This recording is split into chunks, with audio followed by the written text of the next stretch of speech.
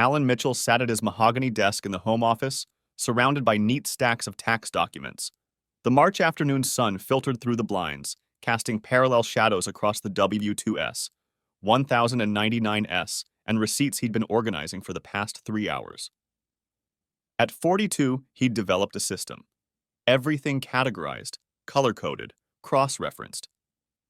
His accounting background made him meticulous about these things. Just a few more forms, he muttered, reaching for the envelope from Brennan Industries, his employer for the past 15 years. The annual benefit statement usually went straight to the filing cabinet, but tax season demanded a thorough review of everything. He unfolded the document, scanning the familiar sections. 401k balance, health insurance elections, dental coverage. Then his eyes landed on the group life insurance section. Primary beneficiary, Jonathan Cross, 100%. Alan blinked. Read it again. The name meant nothing to him. Must be a mistake. These things happened with corporate paperwork. He was about to set it aside when he noticed the date of the change, September 15th, 2024. His hand paused midair. September 15th. The Friday Rachel had left for her wellness retreat in Sedona. He remembered because he'd driven her to the airport, kissed her goodbye, told her to enjoy the meditation sessions and hot stone massages. She'd been stressed about her mother's health issues, needed time to decompress. Probably just a clerical error, he said aloud, though the empty room offered no reassurance. He pulled up the employee benefits portal on his laptop, fingers moving with practiced efficiency across the keyboard. After navigating through two-factor authentication and 3 security questions, he accessed his life insurance details. There it was again. Jonathan Cross, sole beneficiary of his $500,000 policy.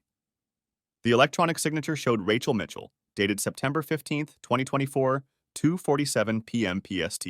Alan leaned back in his chair, the leather creaking under his weight. She would have been in Arizona by then. The flight had left at noon. He remembered tracking it on his phone, making sure she'd arrived safely. His mind raced through possibilities. Identity theft? But who would steal someone's identity just to change a life insurance beneficiary? And how would they have gotten through the security protocols? He opened another browser tab, searched for Jonathan Cross. Too common a name. Thousands of results. He added Arizona to the search. Still too many. Then, Sedona Jonathan Cross. Third result, Jonathan Cross, licensed massage therapist, Sedona Healing Arts Center. The profile photo showed a man in his mid-30s, sun-bleached hair, the kind of deep tan that came from years in the desert. Certified in Swedish massage, deep tissue, hot stone therapy. Alan's throat went dry. He clicked through to the center's website, found the staff page. Jonathan Cross, originally from California, moved to Sedona in 2019. Specialized in holistic healing approaches and energy work. The Wellness Retreat. Rachel had shown him the brochure months ago, pointing out the various treatment options. Had Jonathan Cross been in that brochure? Alan couldn't remember. He navigated to their joint bank account, scrolled back to September. The retreat charge was there, $3,200 for the 5-day package. But there were other charges too. Restaurants in Sedona he didn't recognize. A jewelry store. 2 charges at a wine bar. Meditation and massage, he whispered. Alan stood abruptly, paced to the window. Their suburban Phoenix neighborhood stretched out below, identical houses with identical driveways, everyone living their identical lives. Or so he'd thought. 20 years of marriage. 2 kids. Emma in her freshman year at ASU, Tyler finishing high school. They'd built something solid, stable. Sure, things had cooled between them over the years, but that was normal, natural. They were partners, co-parents, companions. Romance was for people who didn't have mortgages and college tuition to worry about. He returned to the desk, stared at the beneficiary form. Maybe there was an explanation. Maybe Jonathan Cross was a financial advisor she'd met, someone who'd suggested the change for tax purposes. Maybe. His phone buzzed. Text from Rachel. Picking up groceries. Want anything special for dinner? The normalcy of it made him dizzy. She was at Whole Foods, probably debating between organic and conventional broccoli, while he sat here staring at evidence that their life might be a lie. Alan typed back, "No thanks. Actually working late on taxes. Found something odd in the Brennan benefits. We should talk when you get home." 3 dots appeared, disappeared, appeared again. "Everything okay?" she finally sent. "Not sure. Just need to clarify something about the life insurance." This time the pause was longer. "Okay. Be home in 30. Alan minimized the windows, stood, straightened his desk. His hands were steady, the same hands that had managed million-dollar accounts, navigated hostile takeovers, delivered bad news to CEOs. He knew how to compartmentalize, how to separate emotion from analysis. But this wasn't a spreadsheet or a portfolio. This was Rachel. Rachel who'd worn his grandmother's ring for 2 decades. Rachel who'd held his hand through his father's funeral, who'd cheered at every one of Tyler's baseball games, who'd cried happy tears when Emma got into college. Rachel who'd changed their life insurance beneficiary to a massage therapist in Sedona. He heard her car in the driveway, the familiar chirp of the alarm. The front door opened, closed. Footsteps on the tile, the rustle of grocery bags. "Alan?" she called. "Can you help with these?" He didn't move. Let her come to him. Let her walk into the office and see him sitting here, calm and composed, with the evidence on the screen behind him. She appeared in the doorway, auburn hair pulled back in a ponytail, wearing the Yale sweatshirt he'd bought her years ago. She looked exactly like herself. Exactly like the woman he'd married, aged appropriately by 2 decades of Arizona sun and suburban life. "You didn't come help," she said, setting down a bag. "Everything—" She stopped, seeing his expression. "What's wrong? Who's Jonathan Cross?" The question hung between them like a blade. He watched her face, saw the micro-expressions he'd learned to read over 20 years. Confusion first. Genuine, he thought. Then a flicker of something else. Recognition? Fear? It passed too quickly to be sure. "I don't—" "What? Who?" "Jonathan Cross. The person you named as my life insurance beneficiary." Now the fear was unmistakable. Her hand went to her throat, an unconscious gesture she'd always made when nervous. "I don't understand. Your beneficiary is me and the kids." Alan turned the laptop screen toward her. "According to Brennan Industries, it's been Jonathan Cross since September 15th, the day you left for Sedona." She moved closer, leaned in to read. He could smell her perfume, the same vanilla scent she'd worn for years. Everything familiar, everything potentially false. "This has to be a mistake," she said.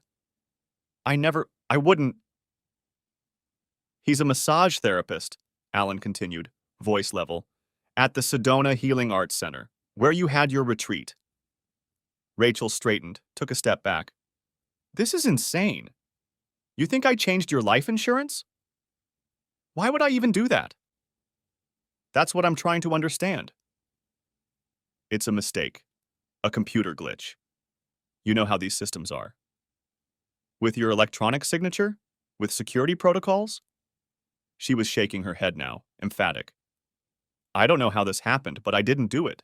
Maybe someone at the retreat had access to my information. Maybe you should think very carefully about what you say next." Alan's voice remained calm, professional. The voice he used in boardrooms when negotiations turned tense. "Because I'm about to contact Brennan's HR department and report this as fraud. They'll investigate. They'll pull records, check IP addresses, verify signatures. If you're lying to me now, it will come out." Rachel's face had gone pale. She sank into the leather chair across from his desk, the chair where clients usually sat, where they'd made decisions about refinancing and retirement planning.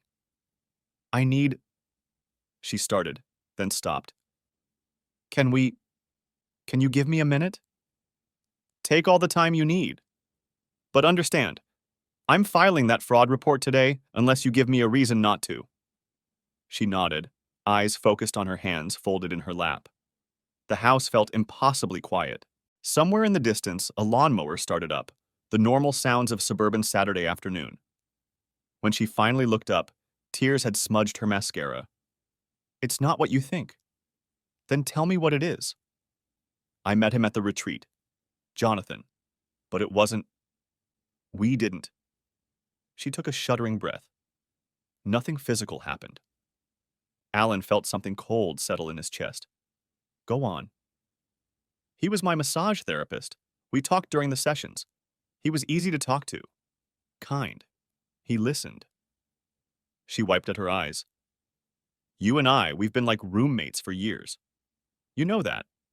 We coordinate schedules and pay bills and that's it.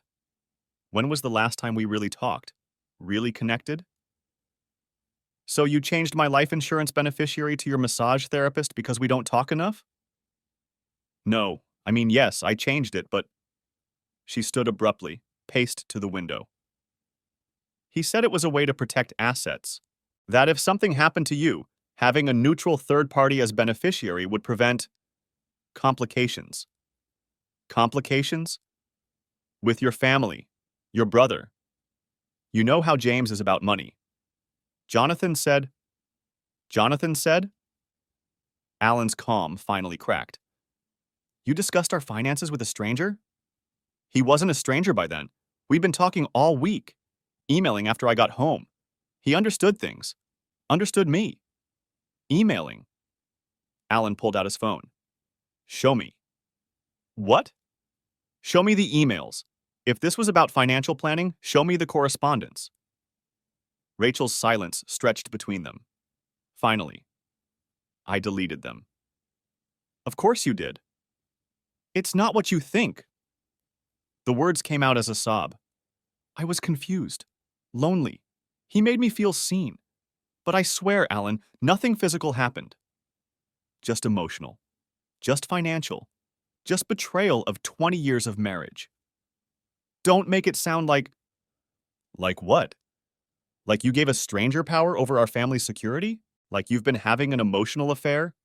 Like you've been lying to me for 6 months? Rachel sank back into the chair. What are you going to do? Alan studied her. Even now, even with everything crumbling, she was thinking tactically.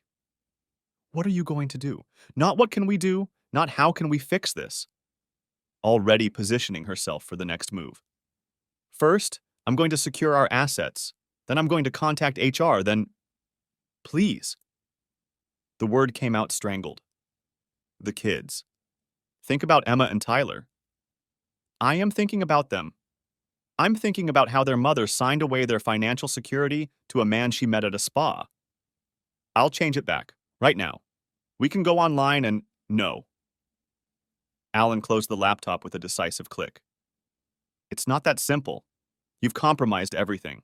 Our finances, our trust, our marriage. A few clicks won't fix that.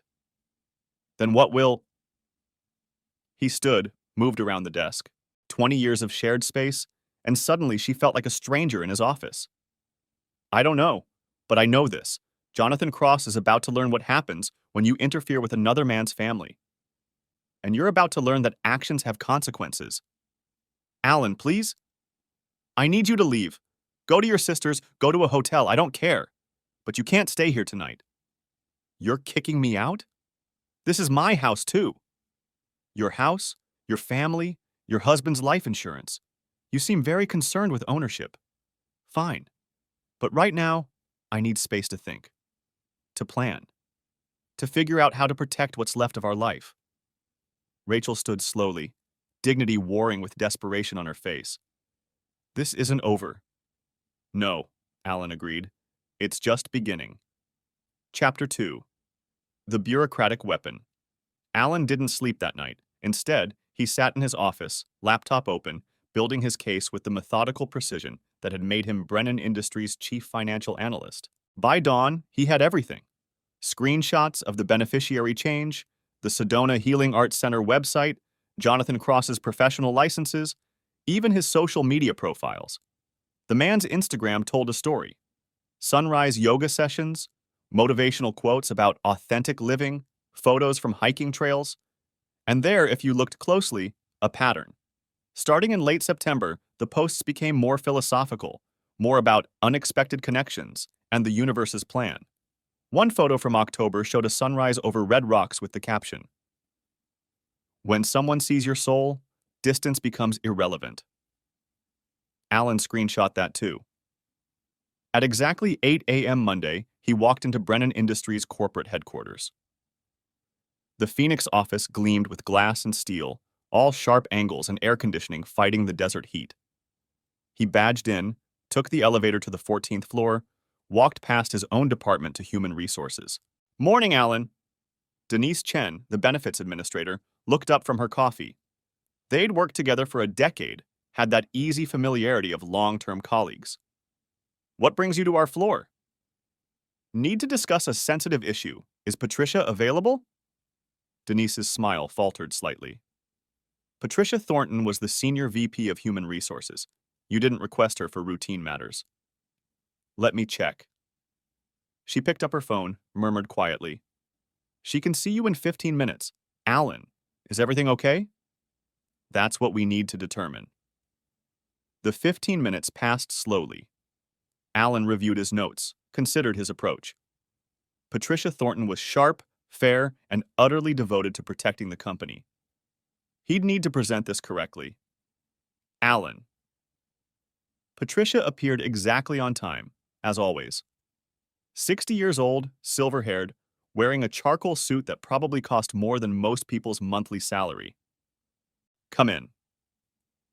Her office overlooked downtown Phoenix, the morning sun painting the mountains purple in the distance. Alan had been here before, usually for executive planning sessions. Never for anything personal. "Coffee?" she offered. "No, thank you. Patricia, I need to report a potential fraud involving my employee benefits." Her expression sharpened immediately. "Tell me." Alan laid out the facts dispassionately. The beneficiary change, the timing, his wife's initial denial then admission. He showed her the screenshots, the documentation he'd compiled. Patricia listened without interrupting, occasionally making notes on a legal pad. When he finished, she leaned back, fingers steepled. "This is unusual," she said finally. "Typically, beneficiary changes are considered personal matters. The employee, in this case you, has the right to designate anyone. But the change was made without my knowledge or consent, using my wife's access to my account. She has legal access as your spouse? For medical decisions, yes. But this falls under financial fraud, doesn't it? Redirecting a $500,000 benefit to a third party without the policyholder's knowledge?" Patricia considered this. "It's a gray area, legally complex, but..." She pulled up something on her computer. "There are protocols for situations where beneficiary changes are contested, especially when large sums are involved." "What kind of protocols?" "First, we can place an administrative hold on the beneficiary designation. No changes can be processed without additional verification. Second, we can require enhanced authentication. Both parties must sign off on any modifications. Third, and this is rarely used, we can initiate a formal review if fraud is suspected." "I want all three." Patricia studied him. "Alan, I have to ask, is this about protecting assets during a potential divorce?" "It's about protecting my children's future from someone who has no legal or moral claim to it." "I understand. But I need to be clear. Using company protocols as leverage in a personal dispute could have ramifications." "I'm not using them as leverage. I'm reporting a legitimate concern about unauthorized access to my benefits." She nodded slowly. "All right, here's what we'll do. I'll initiate an administrative hold immediately. The system will flag any attempt to process a claim or make changes. We'll send a formal notice to both you and your wife explaining that due to discrepancies in recent modifications, all beneficiary designations are under review." "How long does the review take?" "That depends on the complexity of the situation. Could be weeks, could be months." A slight smile played at her lips. "These things can be quite thorough." Alan understood. Patricia was giving him time and leverage while staying within corporate guidelines. There's one more thing, she continued. The review process requires both parties to provide notarized statements explaining any beneficiary changes. If your wife made this change, she'll need to document why, when, and under what circumstances. Lying on such a statement would be fraud. Actual, prosecutable fraud. I see. The notification will go out today, both to your corporate email and your home address. Your wife will need to respond within 30 days, or the beneficiary designation reverts to its previous status. Which was? Patricia checked her screen. You and the children, equal shares. Perfect. Alan. Patricia's voice softened slightly. I've been through a divorce. I know how these things go. Be careful. Document everything, and consider getting a lawyer. Already on my list. Good. She stood, signaling the meeting's end.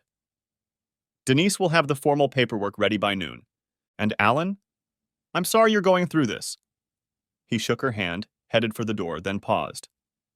Patricia, hypothetically, if someone wanted to contest the validity of a beneficiary change, what evidence would be most compelling? She considered the question. Hypothetically? Evidence of undue influence. Proof that the change was made under false pretenses. Documentation of a relationship that might constitute a conflict of interest. She paused. And if the beneficiary had no reasonable claim to such a designation, no familial, business, or documented personal relationship with the policyholder, that would raise serious red flags. Thank you. Alan returned to his office, closed the door, and finally allowed himself a moment of satisfaction. The first piece was in place. Rachel would receive formal notice that her attempt to redirect his life insurance was under investigation. She'd have to explain, under penalty of perjury, why she'd designated her massage therapist as beneficiary. His phone buzzed. Text from Rachel. Staying at Diana's. Can we talk? He ignored it. Another buzz. The kids are asking questions. That one made him pause. Emma and Tyler didn't need to know the details, not yet. He typed back, Tell them we're working through some issues. I'll call them tonight. From Diana's phone. You blocked me? He hadn't, but it wasn't a bad idea. He pulled up her contact, hit block, then did the same for her email. For now, all communication would go through official channels. At noon, Denise appeared with a manila folder. The hold is in place, she said quietly. These are copies for your records. The official notice will be delivered by certified mail. Alan opened the folder, scanned the documents. Brennan Industries' letterhead made everything look serious, official, which it was. Notice of administrative hold, group life insurance beneficiary designation, the first page read. Below, in dense legal text, it explained that due to discrepancies requiring investigation, all beneficiary changes made after January 1, 2024, were suspended pending review. The second page was better. Required response, beneficiary designation explanation. It demanded a detailed, notarized statement explaining the reason for any beneficiary changes, the relationship to the designated beneficiary, and any financial or personal considerations that may have influenced such designation. The kicker was at the bottom. Failure to provide accurate information may result in criminal prosecution for insurance fraud. Thanks, Denise. She hesitated at the door. Alan, I probably shouldn't say this, but the beneficiary change? It was processed from an IP address in Sedona during business hours. Just thought you should know.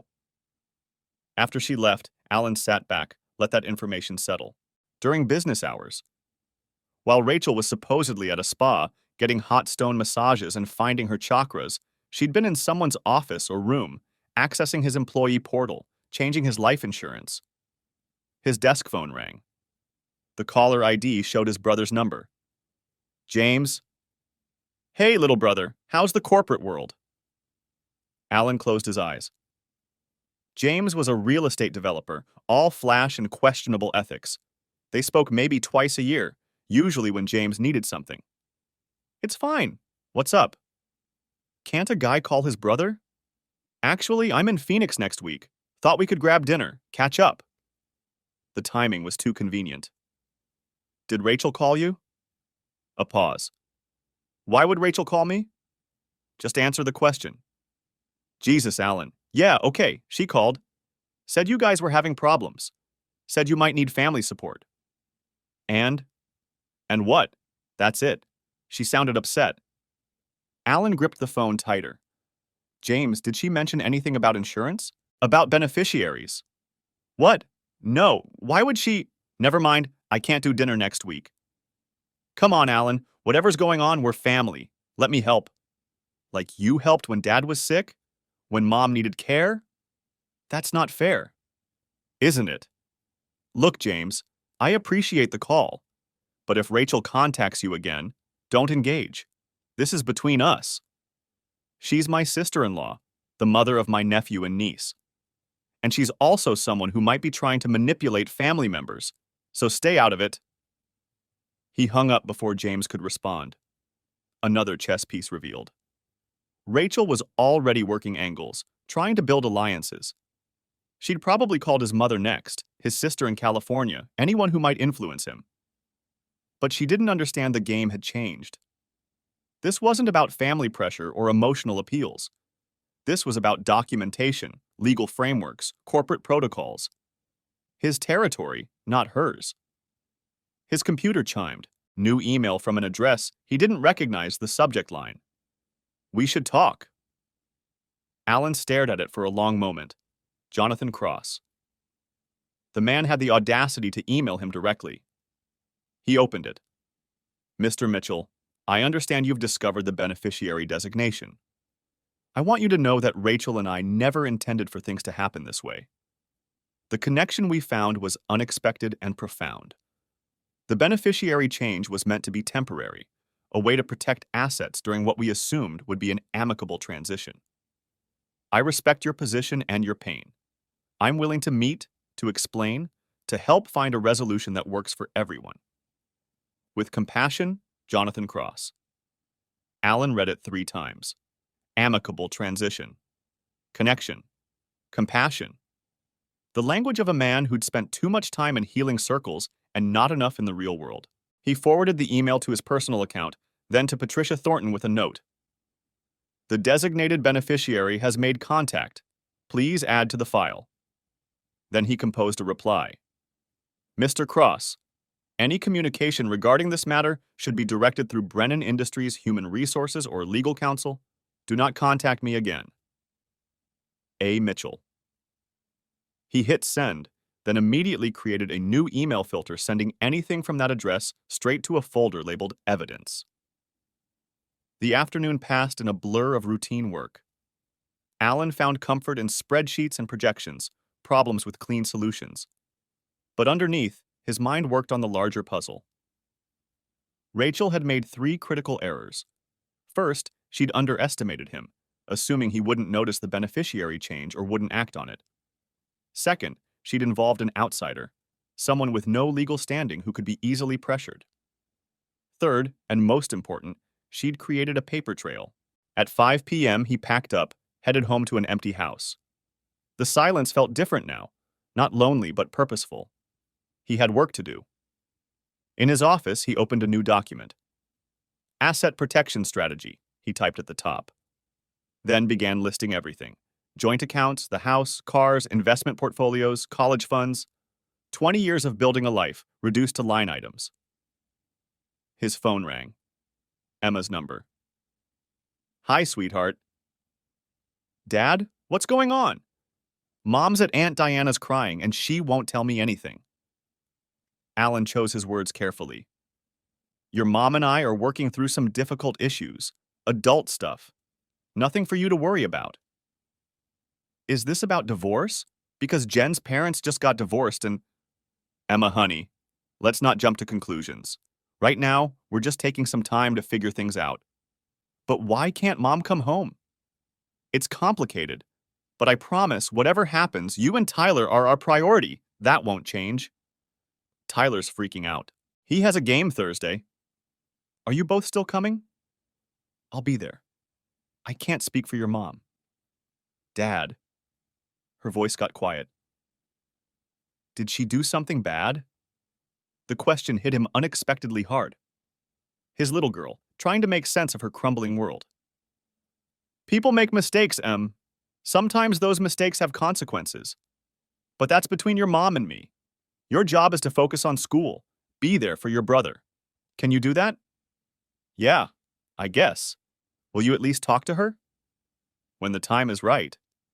After they hung up, Alan poured himself a scotch, sat on the patio watching the sunset paint the sky orange and purple. Somewhere in the city, Rachel was at her sister's, probably painting him as the villain. Jonathan Cross was in Sedona, maybe leading an evening meditation class, teaching people about authentic living while waiting to collect on another man's life insurance. They had no idea what was coming. The certified mail would arrive tomorrow. Then Rachel would have a choice: admit the full truth under oath or compound her betrayal with perjury. Either way, Alan would have what he needed. He raised his glass to the darkening sky. To bureaucracy, he said quietly. The most unexpected weapon of all. Chapter 3. The Countermove. The certified letter arrived at Diana's house on Tuesday afternoon. Alan knew because Rachel called him 17 times in the next hour. He let every call go to voicemail, then deleted them unheard. At 6 p.m., she started texting Diana's number. Alan, please pick up. This is insane. You're destroying our family over a misunderstanding. Call me now! He screenshotted each message, added them to his growing file. Desperation was making her sloppy. Finally, at 8 p.m., an email arrived from an address he didn't recognize. Alan, this is Diana. Rachel is here, and she's shown me the letter from your company. I don't understand what's happening, but this has gone too far. Whatever issues you two have, bringing your employer into it is vindictive and potentially illegal. Rachel has retained an attorney. She'll be contesting this administrative hold as an abuse of corporate procedures for personal gain. I'm telling you this as a courtesy because I still consider you family. Please reconsider this path. For the children's sake, if nothing else. Diana. Alan read it twice, noting the subtle threats wrapped in familial concern. Potentially illegal. Abuse of corporate procedures. Diana was a paralegal. She knew enough legal terminology to sound intimidating, but not enough to realize how weak Rachel's position was. He didn't respond. Wednesday morning brought a new development. Alan arrived at work to find Patricia Thornton waiting in his office. We need to talk, she said, closing the door behind her. Rachel's attorney contacted our legal department. That was fast. His name is Michael Chavez. He's claiming the administrative hold constitutes harassment and demanding we lift it immediately. On what grounds? Patricia sat, pulled out a tablet. He's arguing that as your spouse, Rachel had implied authority to make beneficiary changes. That the hold is an attempt to gain leverage in anticipated divorce proceedings. And, this is interesting, that the beneficiary change was made with your knowledge and consent. That's a lie. Which is why I'm here. Legal wants to know, are you prepared to sign an affidavit stating you had no knowledge of the change and did not consent to it? Absolutely.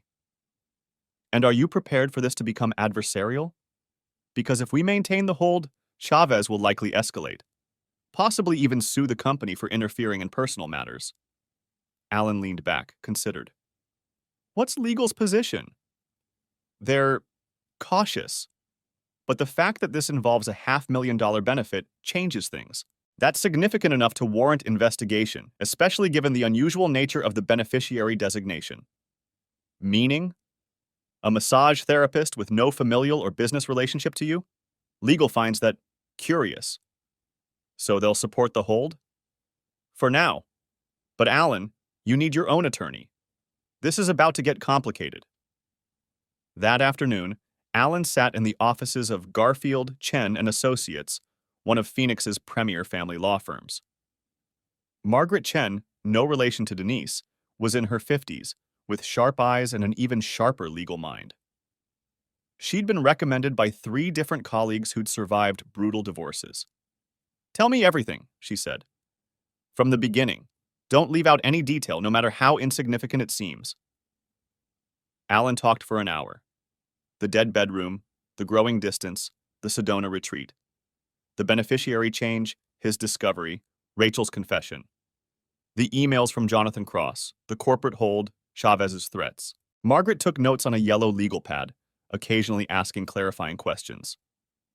When he finished, she set down her pen. First, the good news.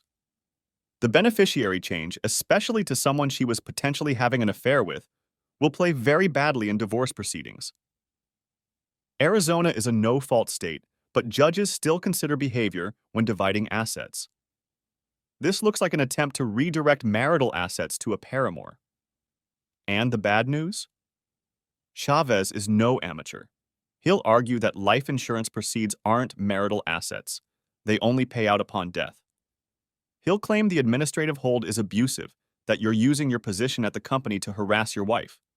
He might even argue defamation if this impacts her reputation. So what do? We get ahead of it. File for divorce first, claim dissipation of marital assets, demand full financial disclosure, including any communication with Mr. Cross, and we depose everyone, Rachel, Cross, maybe even the retreat center staff. What about the kids? How old again? Emma's 19, Tyler's 17. Emma's an adult, so custody isn't an issue there. Tyler, at 17, judges usually let them choose. Has he expressed a preference? He doesn't know the details yet. That needs to change. Not the sordid specifics, but he needs to understand that there are serious issues.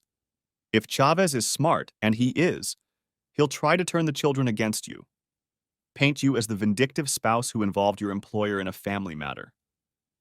Alan felt a headache building behind his eyes. I wanted to protect them from this. That ship has sailed.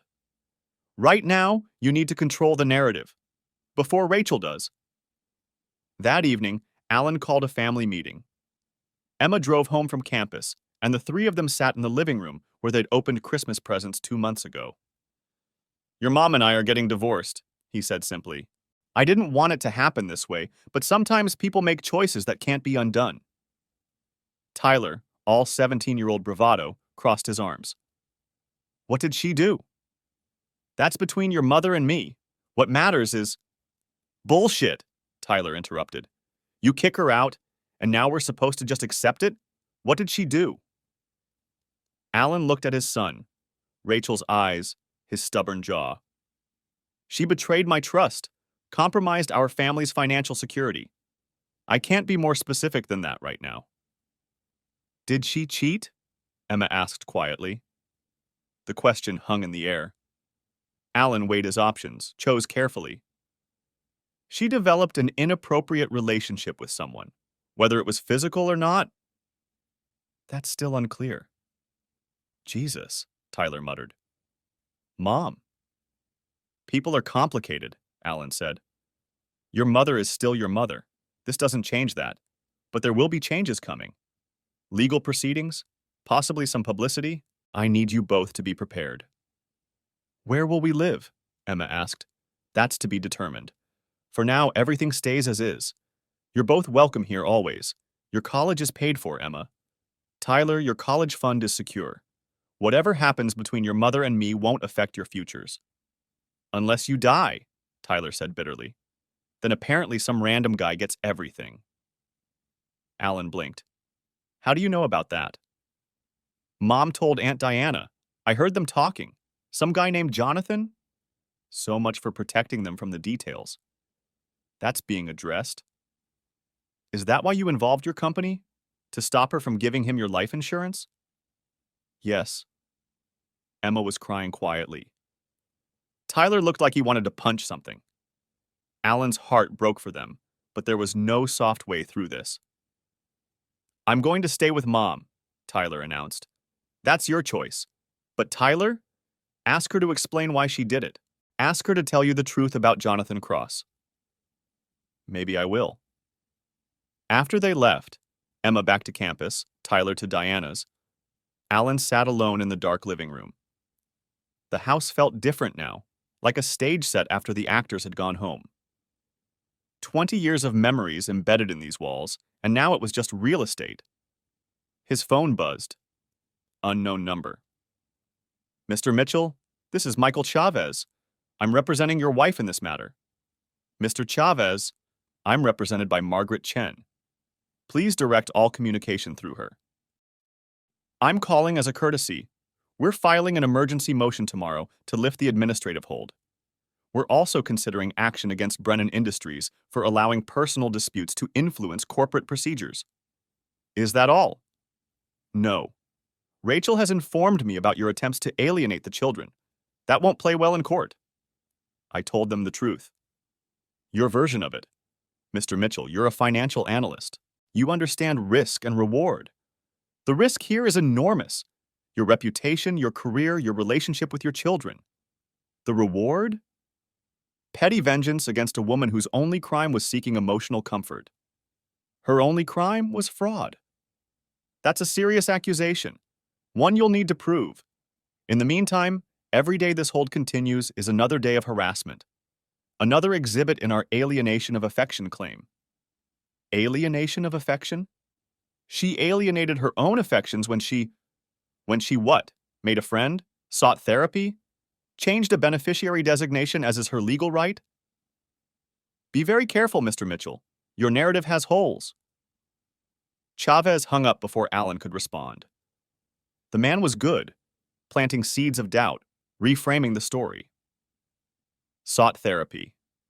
Making it sound like Rachel had just been getting help, not setting up her massage therapist to collect $500,000. Allen opened his laptop, started typing. Timeline of events. September 10th. Rachel proposes Sedona retreat for stress relief September 15th. Rachel departs for retreat September 15th, 2:47 p.m. Beneficiary change processed from Sedona IP address September 16th, 19. Multiple charges at Sedona restaurants, bars, jewelry store September 20th. Rachel returns, claims retreat was transformative September. February. Unknown communications with J. Cross. March 15th. Discovery of beneficiary change March 16th. Rachel admits emotional relationship, claims nothing physical. He added dates, times, amounts. Built the story with data, facts, evidence. Let Chavez try to spin that. At midnight, his email chimed. Patricia Thornton, despite the late hour. Allen, legal received Chavez's filing. Emergency hearing scheduled for Friday morning. You'll need to be there. Bring your attorney. P. 2 days to prepare. 2 days to prove that his wife's beneficiary change wasn't just inappropriate but potentially fraudulent. 2 days to protect his children's inheritance from a stranger in Sedona. Allen poured himself another scotch, opened a new document. Questions for Rachel's deposition, he typed. By dawn, he had 47 questions, each one designed to expose the truth, to strip away the emotional comfort narrative, and reveal what really happened in Sedona. The war was escalating. But Allen had spent his career analyzing risk, finding weaknesses in financial structures, exposing hidden liabilities. Rachel and her massage therapist had made themselves into a liability. Now it was time to expose them. Chapter 4. The hearing Friday morning arrived with unseasonable rain, turning Phoenix's streets into rivers. Allen arrived at the Maricopa County Superior Court 30 minutes early, Margaret Chen at his side. She'd prepped him for 2 hours the night before, anticipating every possible angle. Remember, she said as they cleared security, this isn't about winning today. It's about establishing facts. Let Chavez grandstand. We're playing a longer game. The hearing room was smaller than Allen expected, more conference room than courtroom. Judge Elizabeth Harper presided, mid-60s, reputation for no-nonsense rulings and low tolerance for dramatics. Rachel was already there, wearing the navy dress he'd bought her for their anniversary 2 years ago. The irony wasn't lost on him. Michael Chavez sat beside her, silver-haired and immaculate in a $1,000 suit. Patricia Thornton represented Brennan Industries, accompanied by corporate counsel Allen didn't recognize. They nodded professionally, but kept their distance. This was personal business bleeding into corporate territory, and they wanted clear boundaries. Good morning, Judge Harper began. We're here on an emergency motion to lift an administrative hold on life insurance beneficiary designation. Mr. Chavez, you filed the motion. Please proceed. Chavez stood, all controlled energy and righteous indignation. Your Honor, this case represents a disturbing abuse of corporate procedure for personal vendetta. My client, Rachel Mitchell, exercised her lawful right as spouse to update beneficiary information. In response, her estranged husband has weaponized his employer's bureaucracy to harass and intimidate her. He continued for 10 minutes, painting Rachel as a victim of emotional abuse who'd finally found the courage to seek help. The retreat wasn't an affair, it was therapy. Jonathan Cross wasn't a paramour. He was a healing professional who'd helped her recognize her toxic marriage. The beneficiary change, Chavez explained, was made on advice of counsel to protect assets during anticipated divorce proceedings. Mr. Cross agreed to serve as a temporary trustee, ensuring the funds would ultimately benefit the Mitchell children. Alan forced himself to remain expressionless. Temporary trustee? That was a new spin. Margaret stood for their response.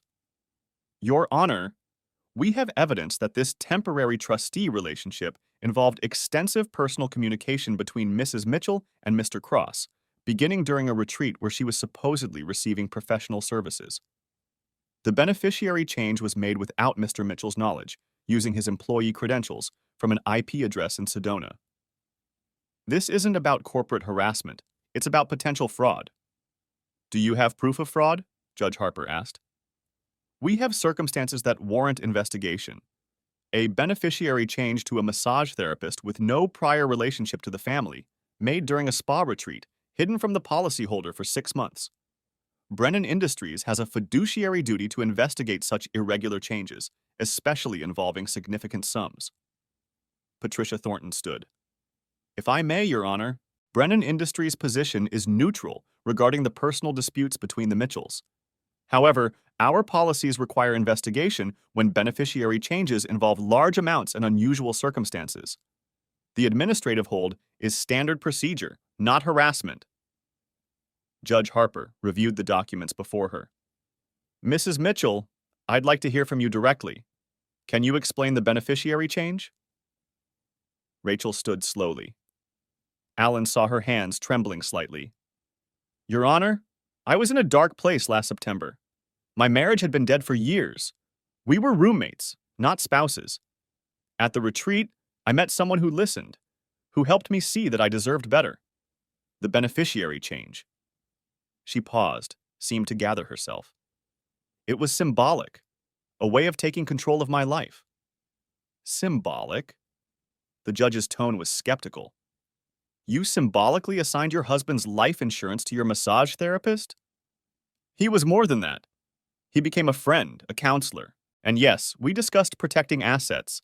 My husband's family has a history of financial manipulation. His brother... Objection, Margaret interrupted. Hearsay and irrelevant. Sustained. Mrs. Mitchell, please stick to the facts of the beneficiary change. Rachel's composure cracked slightly. I was told it was a common strategy, that having a neutral third party as beneficiary would prevent family conflicts. Jonathan, Mr. Cross, agreed to help. For free? Judge Harper asked. Out of the goodness of his heart? Silence. Mrs. Mitchell? We hadn't worked out the details? Alan watched Chavez's jaw tighten. His client had just admitted there was a financial arrangement, unspecified but implied. Judge Harper made notes. Mr. Chavez, does your client have documentation of this trustee arrangement? We're prepared to produce such documentation, Your Honor. That's not what I asked. Do you have it now? No, Your Honor. I see. More notes. Mrs. Mitchell, were you romantically involved with Mr. Cross? Rachel's face flushed. We developed feelings for each other. But nothing physical happened during the retreat. And after. A longer pause. After, we continued to communicate.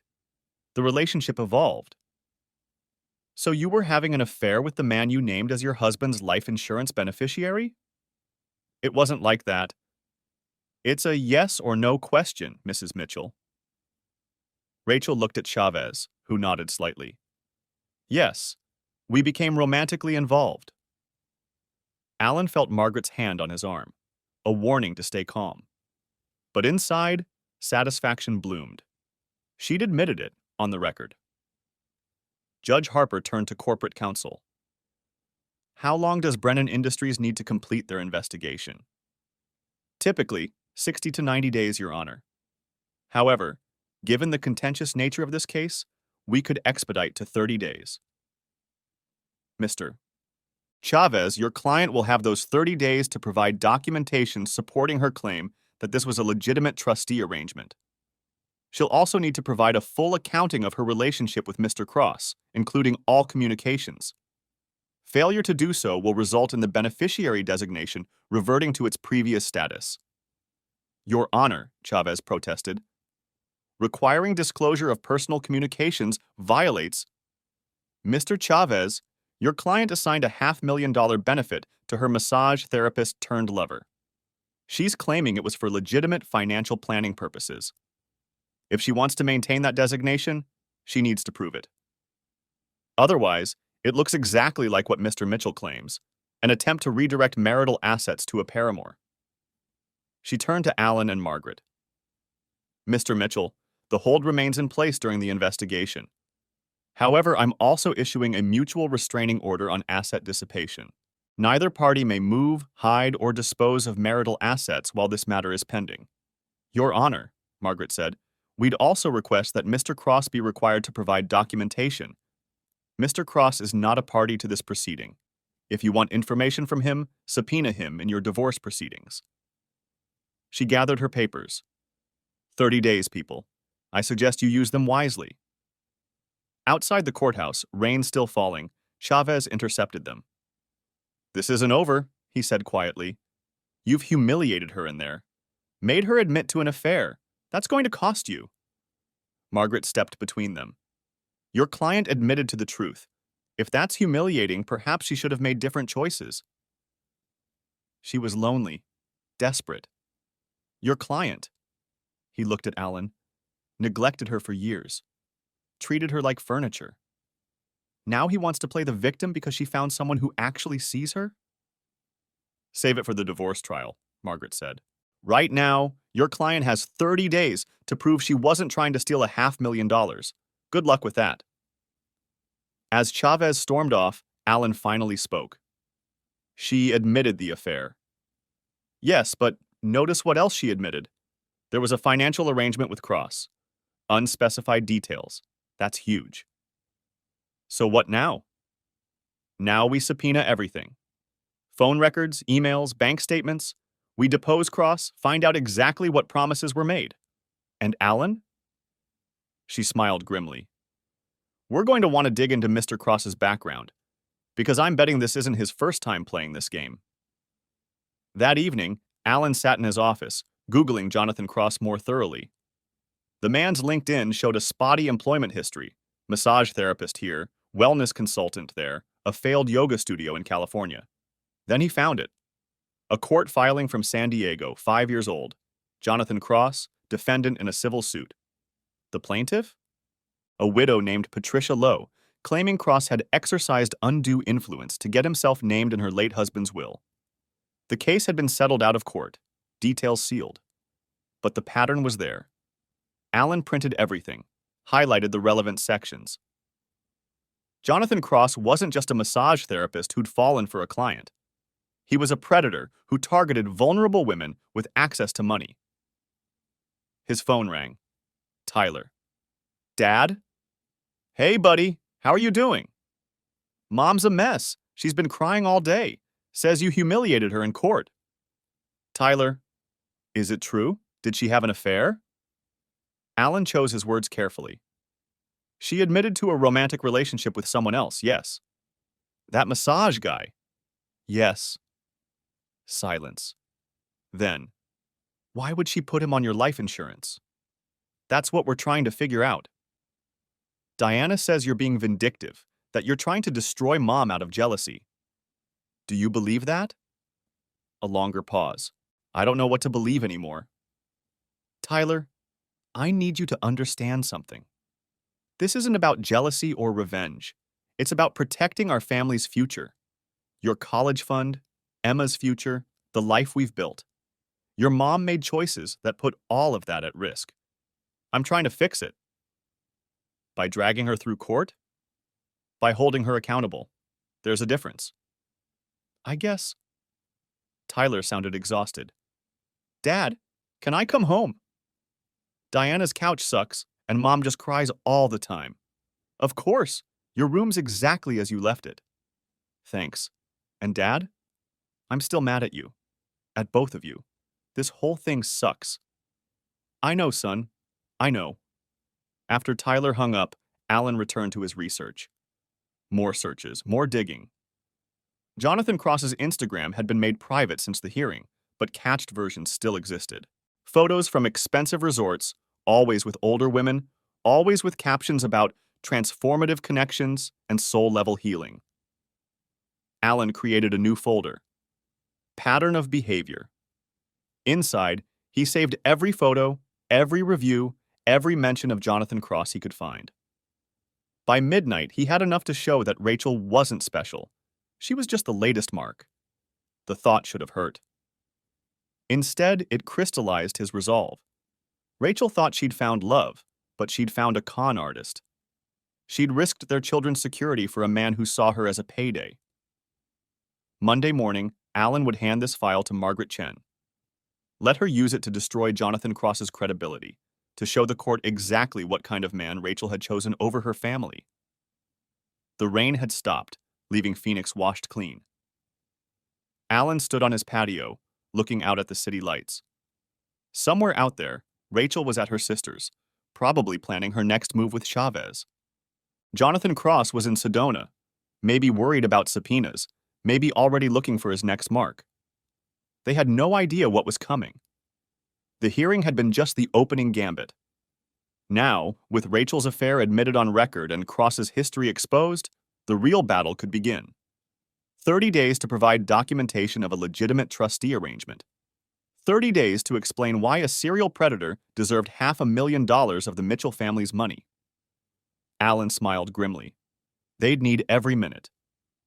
Chapter 5. The Investigation. Margaret Chen's conference room looked like a war room by Monday afternoon. Boxes of printed emails, bank statements spread across the mahogany table, 3 laptops running simultaneously. Alan had taken a week off work, his first real vacation in 5 years, though this was hardly relaxing. This is gold, Margaret said, reviewing the Jonathan Cross files. Patricia Lowe in San Diego, Maria Fernandez in Tucson, both widows, both met him during healing retreats. Both ended up changing their wills. The Tucson case is still in litigation. Can we contact them? Already did. Patricia Lowe is willing to provide a statement. Says Cross targeted her during grief counseling after her husband's death. Convinced her that her stepchildren were toxic energy and that leaving money to them would bind her husband's spirit. She left him $200,000 before her daughter intervened. Jesus. Maria Fernandez is even better, still fighting to get her money back.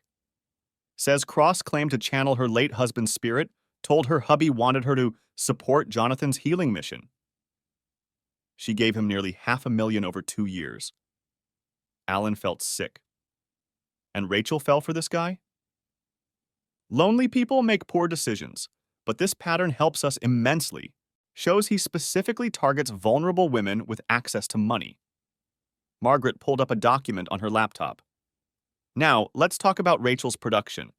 Chavez sent over her documentation this morning. And? It's pathetic. A handwritten agreement between Rachel and Cross dated 2 weeks ago. Clearly backdated. Says he agrees to serve as temporary beneficiary to protect the Mitchell children's interests. No notarization, no witnesses, no specifics about how he'd distribute funds. That's it? There's more. Email exchanges between them, but heavily redacted. Chavez claims attorney-client privilege for the redactions. How is communication with her massage therapist privileged? It's not. He's bluffing. But look at what they didn't redact. She turned the laptop screen toward him. Alan read, from Rachel Mitchell. To Jonathan Cross date, October 3rd, 2024. Subject, our future. J, I did what we discussed. The change went through without any issues. A says he never checks that stuff anyway. Too focused on his spreadsheets to notice what's happening in his own life. 5 months should be plenty of time to figure out next steps. I feel free for the first time in years. Like I can breathe again. You've given me that gift. Can't wait to see you next weekend. R. Alan read it twice. 5 months should be plenty of time. She was planning to leave me by February. That's how I read it. And notice, did what we discussed. This was planned during the retreat, not some spontaneous gesture. What about Cross's response? Margaret pulled up another email. From Jonathan Cross. To Rachel Mitchell date, October 3rd, 2024. Subject, our future. Beautiful soul, you've taken the first step toward your authentic life. The universe rewards courage. Remember, this is about more than money. It's about energy, about breaking free from patterns that no longer serve you. Looking forward to our continued journey together. With light and love, Jay. More than money, Alan said bitterly. But still about money. Oh, it gets better. We subpoenaed Cross's bank records. Guess what we found? Tell me. 2 days after the beneficiary change, he put a deposit on a new wellness center. $50,000. Then in November, another $30,000 for equipment. December, $20,000 for marketing. $100,000 in 3 months? Where'd a massage therapist get that kind of money? That's what we're going to ask him. Under oath? Margaret grinned. His deposition is scheduled for next Monday. He tried to quash it, but the judge denied his motion. He has to appear. Alan's phone buzzed. Text from Emma. Dad, Mom wants to have lunch with me and Tyler tomorrow. Should we go? He showed Margaret, who frowned. She's working the kids, building her narrative. What should I tell them? Tell them to go, but to be careful, and maybe give them some questions to ask. That evening, Alan had dinner with both kids. Tyler had moved back home 3 days ago, still angry but pragmatic about preferring his own bed to Diana's couch. Emma had been staying in her dorm, but came home more frequently, worried about Tyler. Your mom wants to have lunch tomorrow, Alan said over Chinese takeout. You should go. Really? Tyler looked suspicious. You're okay with that? She's your mother. That doesn't change. But I want you both to understand. She might not tell you the whole truth. She might try to make this all my fault. Isn't some of it? Emma asked quietly. I mean, you admit the marriage was struggling. Yes, we'd grown apart. I own that. But growing apart doesn't justify what she did. It doesn't justify putting a stranger in position to take your inheritance. She says Jonathan was just helping, Tyler said. That you're twisting everything. Alan pulled out his phone, showed them the email. I did what we discussed. 5 months should be plenty of time. Read that and tell me if it sounds like someone just helping. Both kids read it, faces growing serious. She was planning to leave, Emma asked. Apparently, which is her right. But securing a $500,000 payout for her boyfriend first? That's theft.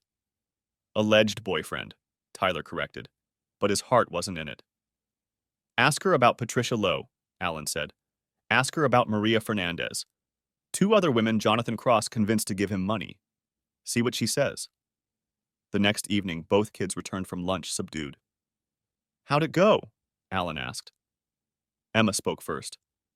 She cried a lot, said you were destroying her life over a misunderstanding, that Jonathan was just a friend who offered to help. Did you ask about the other women? Tyler nodded. She said you were making that up, that you'd do anything to paint her as the villain. But, she got really defensive, started yelling about how we couldn't understand, how she'd been dying inside for years. It was intense. Then she accused us of taking your side, Emma added. Said we were choosing money over our mother. That's not fair, Alan said. You're not choosing anything. You're just trying to understand the truth. What is the truth, Dad? Tyler asked. Because I'm getting two completely different stories.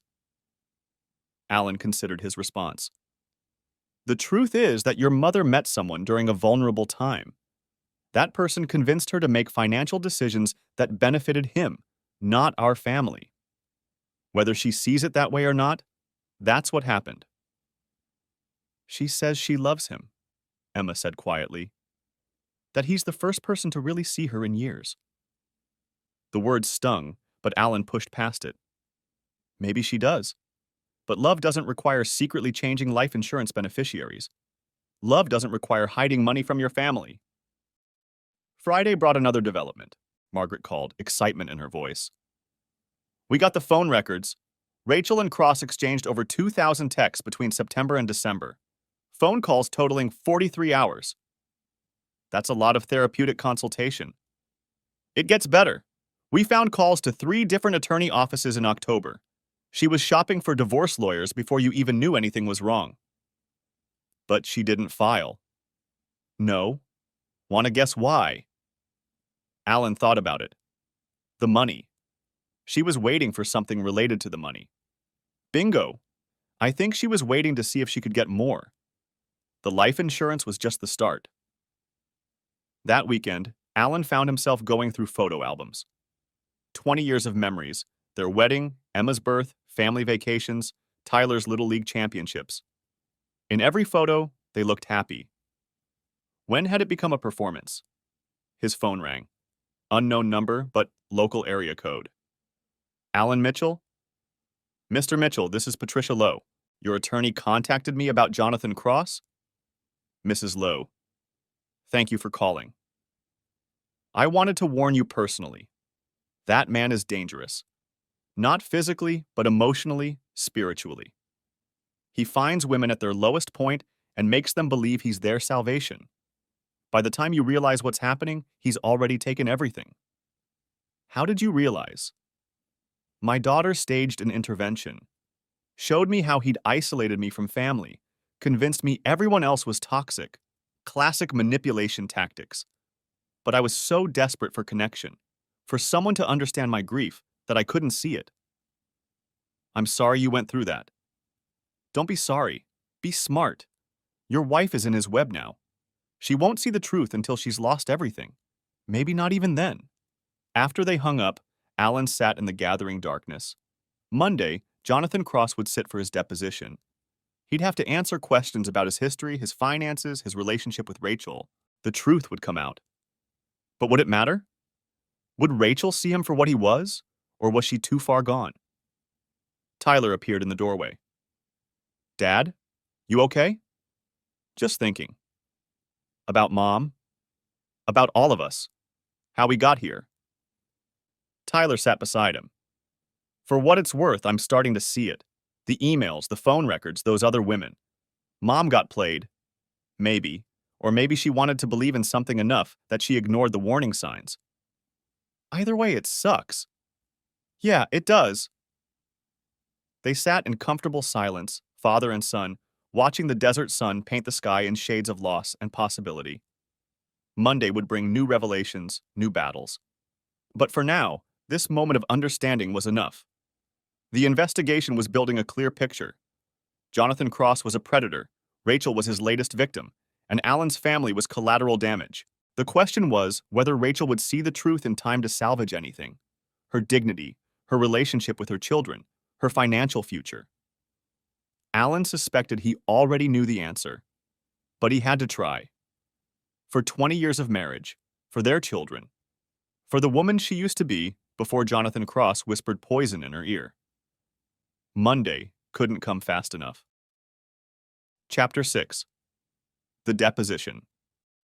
The law offices of Garfield, Chen, and Associates had a conference room specifically designed for depositions. Neutral colors, no windows, a camera in the corner recording everything. Jonathan Cross sat across from Alan for the first time, and Alan finally understood Rachel's attraction. The man radiated calm confidence. Mid-30s, sun-weathered but handsome, with the kind of presence that suggested deep thoughts and deeper understanding. He wore a simple linen shirt and khakis, prayer beads around his wrist. Every inch the enlightened healer. Margaret Chen sat beside Alan. Across the table, Jonathan's attorney, a nervous young man named David Park who looked like he'd rather be anywhere else. The court reporter sat at the head of the table, fingers poised. "State your name for the record," Margaret began. "Jonathan David Cross." "Mr. Cross, what is your occupation?" "I'm a healing arts practitioner, massage therapy, energy work, spiritual counseling." "How long have you been practicing?" "Professionally, about 12 years." "Where are you currently employed?" "I'm self-employed. I work through various wellness centers, primarily the Sedona Healing Arts Center." Margaret nodded, pulled out a document. "Mr. Cross, are you familiar with Patricia Lowe?" Park straightened. "Objection? Relevance? Goes to pattern of behavior, counselor. I'll allow it." Jonathan's calm flickered slightly. "I knew a Patricia some years ago. A client. A client who left you $200,000 in her will?" "Patricia was grateful for my help during a difficult time. Her gift was freely given." "What about Maria Fernandez?" Now the calm cracked more noticeably. "I don't see how—" "Maria Fernandez of Tucson, currently suing you for fraud and undue influence. Ring a bell?" Park jumped in. "My client doesn't have to answer questions about pending litigation." "He does if it establishes a pattern relevant to this case," Margaret countered. "Mr. Cross, how many of your clients have changed their wills or insurance beneficiaries to include you?" "I don't keep track of such things." "More than 2?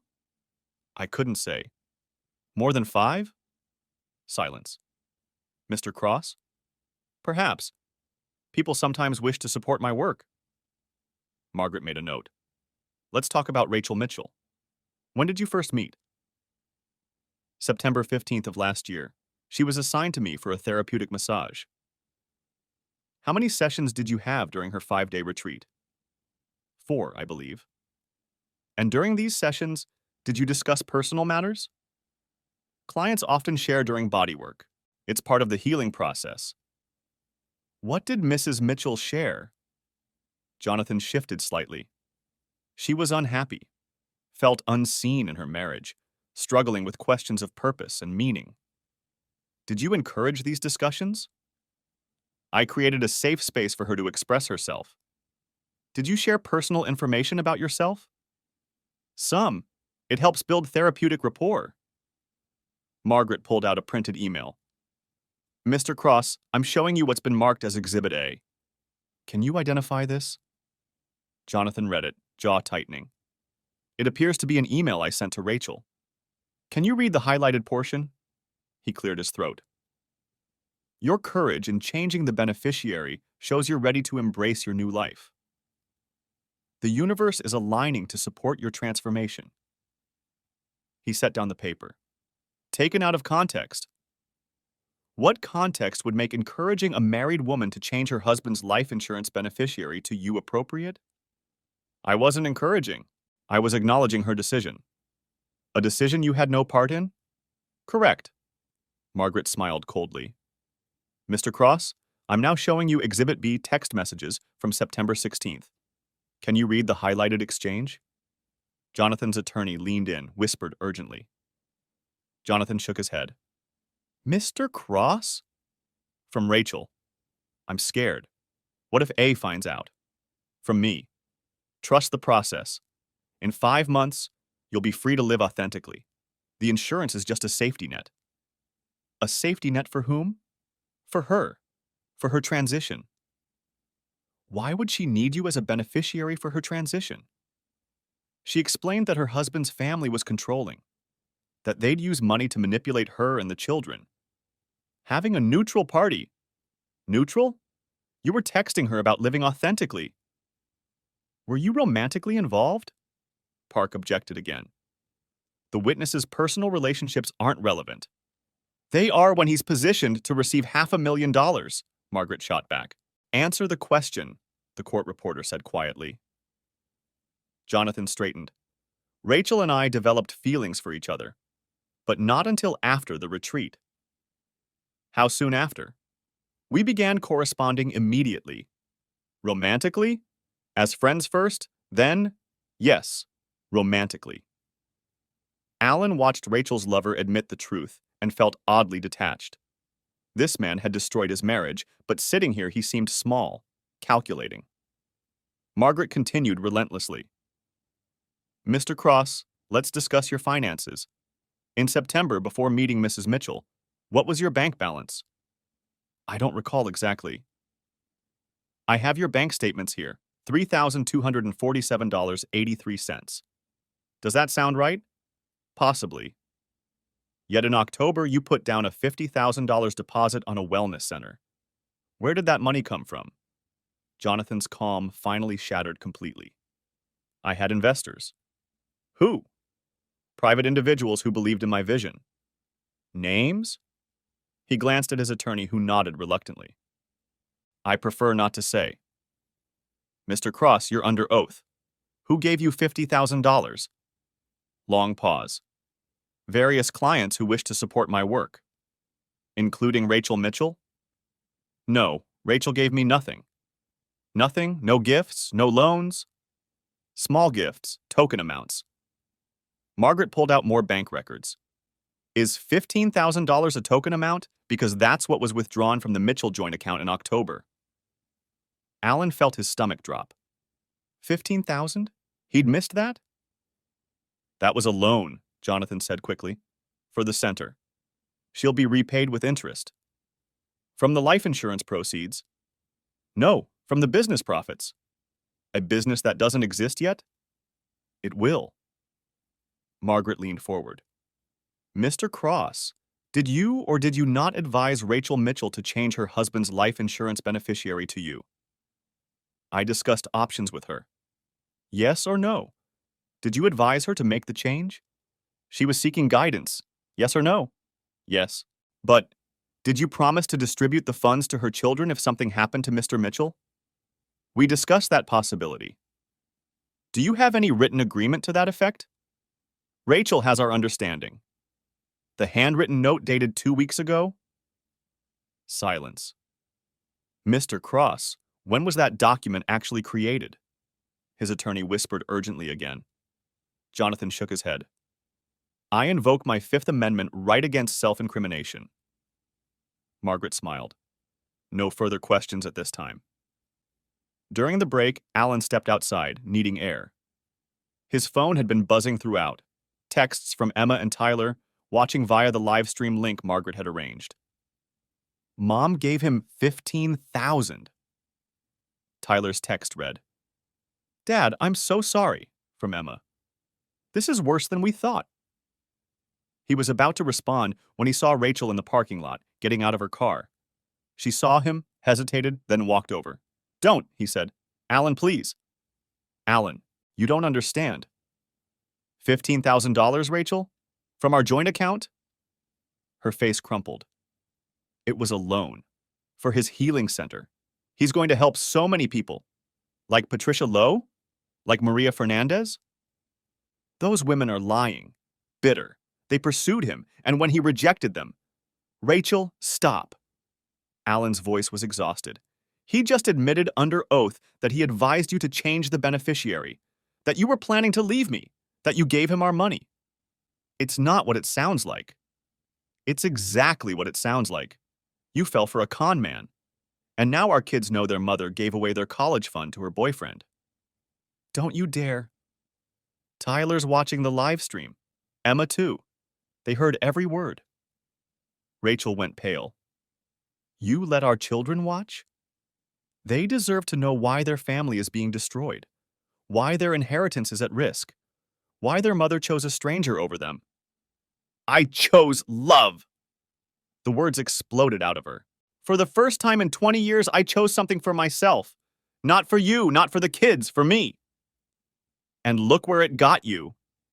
She slapped him. Hard enough to snap his head sideways, loud enough to echo in the parking lot. Security guards started moving toward them.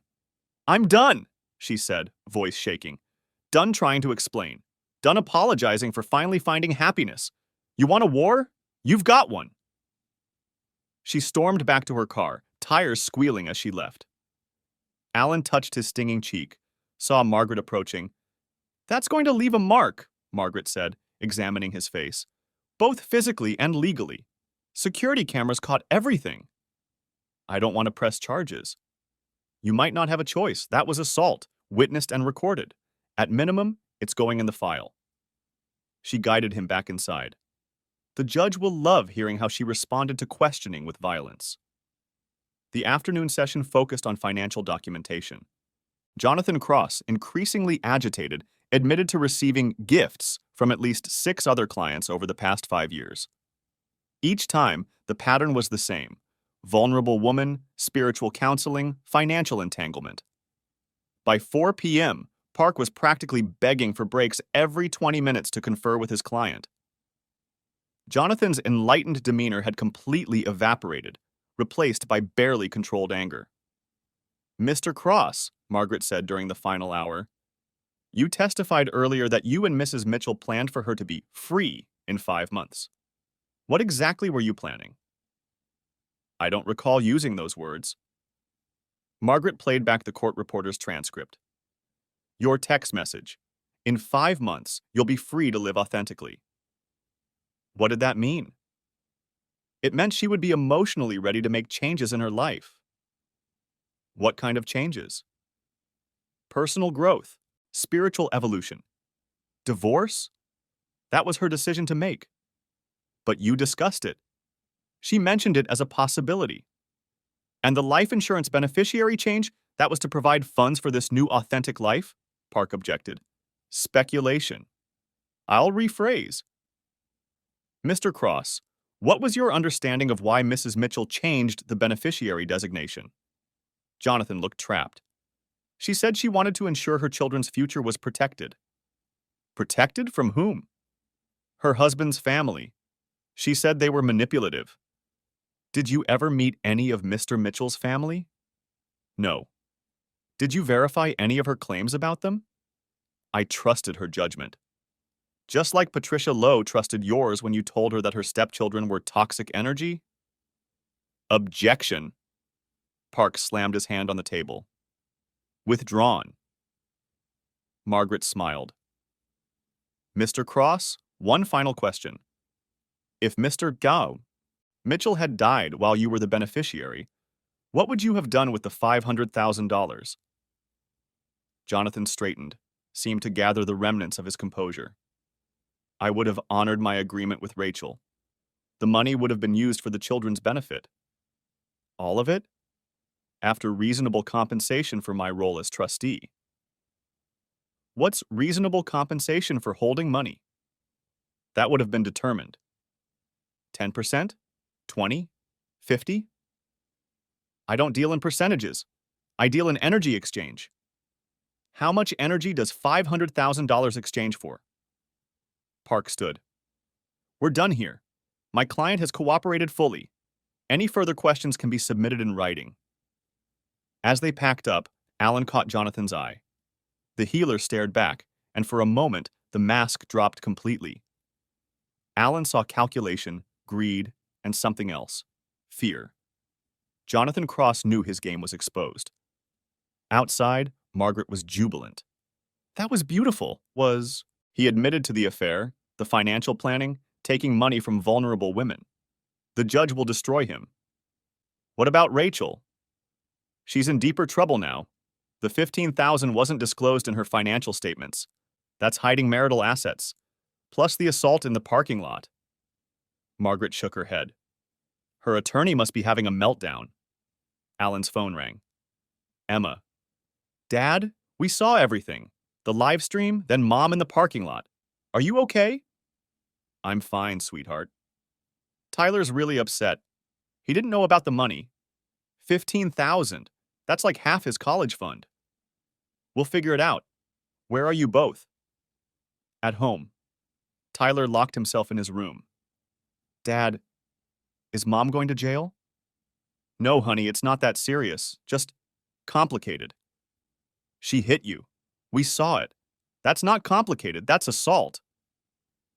Alan heard 20 years of raised voices, slammed doors, careful explanations. His children had witnessed their parents' marriage disintegrate in real time, broadcast to their phones. The modern American family, destroyed via live stream. Come home, Emma said. We ordered pizza. Tyler needs to see you're okay. At home, both kids were waiting. Tyler's eyes were red, but he hugged Alan fiercely. I'm sorry I defended her, he said. I didn't know about the money. I didn't know she was planning to leave. You don't need to apologize for loving your mother. She gave him $15,000. Our money. Family money. It's just money, Tyler. No, it's not. His 17-year-old voice cracked. It's trust. It's... She was giving away our future to some guy she barely knew. Emma, ever the mediator, changed the subject. What happens next? We wait. The judge reviews everything in about 2 weeks, decides whether the hold stays in place, whether the beneficiary change was valid. What about the divorce? That's separate, but this helps establish the pattern, shows the court what really happened. They ate pizza in front of the TV, not really watching, just being together. A family -1, trying to find new rhythms. Alan's phone buzzed occasionally. Messages from colleagues who'd heard, friends offering support, his brother asking if he needed anything. At 10, a new email arrived. From Chavez. Mr. Mitchell, given today's events, my client is prepared to discuss settlement. She'll agree to restore the original beneficiary designation in exchange for an equitable divorce agreement. No admission of wrongdoing, no further investigation into Mr. Cross's background. This offer expires at midnight. M. Chavez. Alan showed it to Margaret via text. Her response was immediate. They're panicking. Cross destroyed their case today. Don't respond. Let them sweat. But Alan stared at the email, thinking. Rachel was offering to undo the damage, to restore their children's security.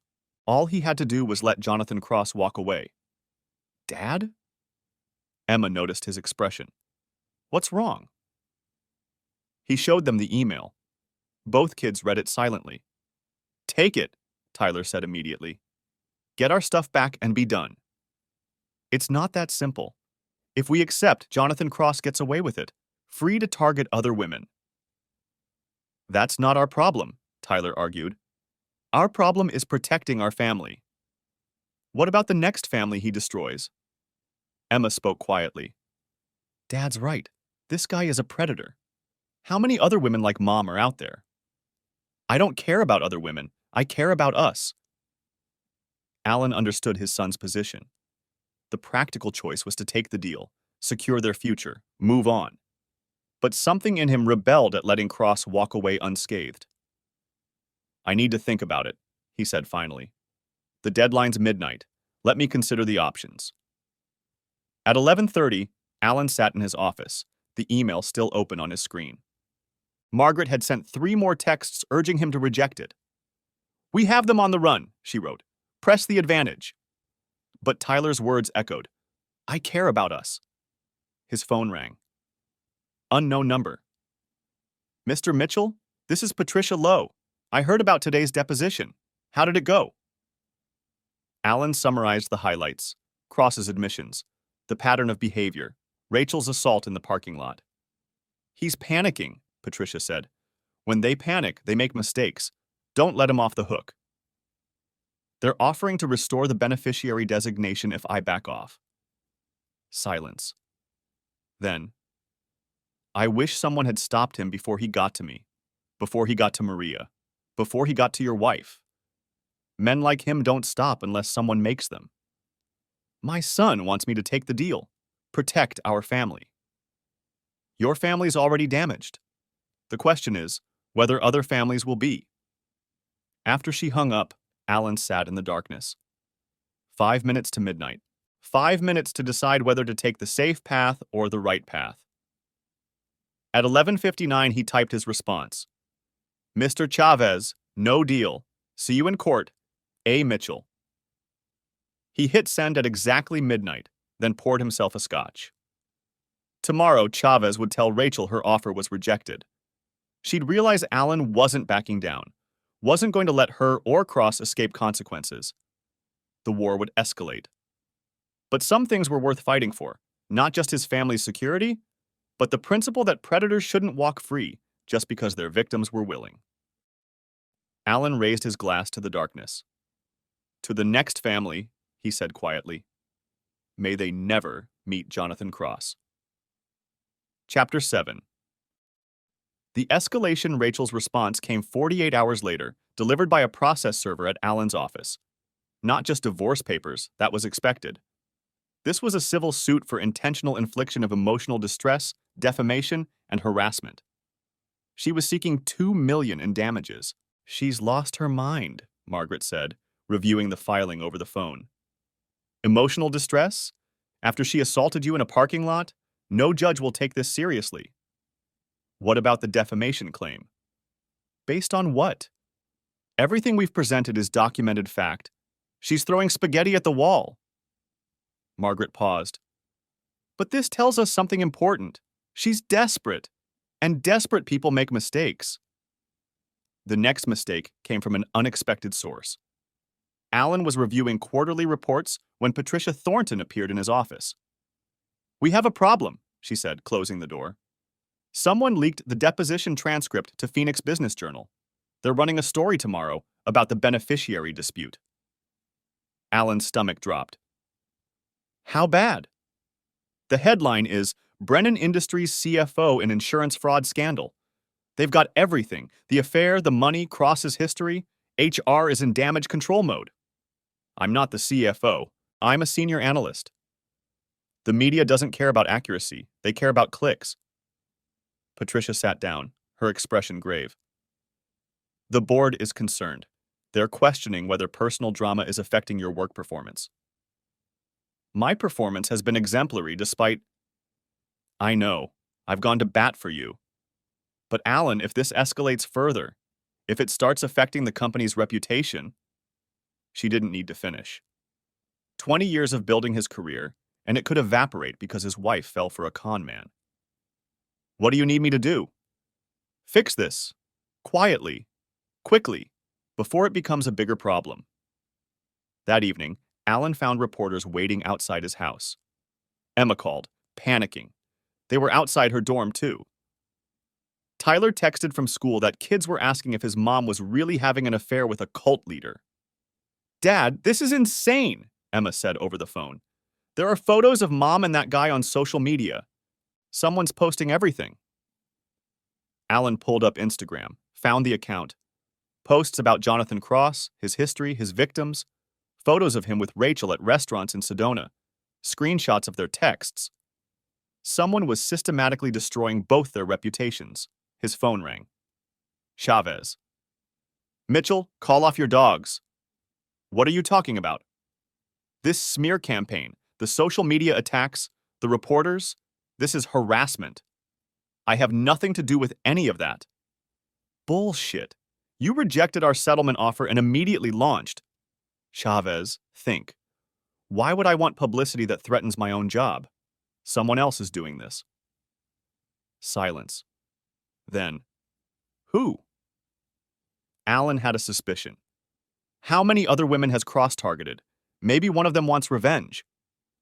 I'll look into it. But Mitchell, if I find out you're behind this, you won't, because I'm not. After Chavez hung up, Alan called Margaret.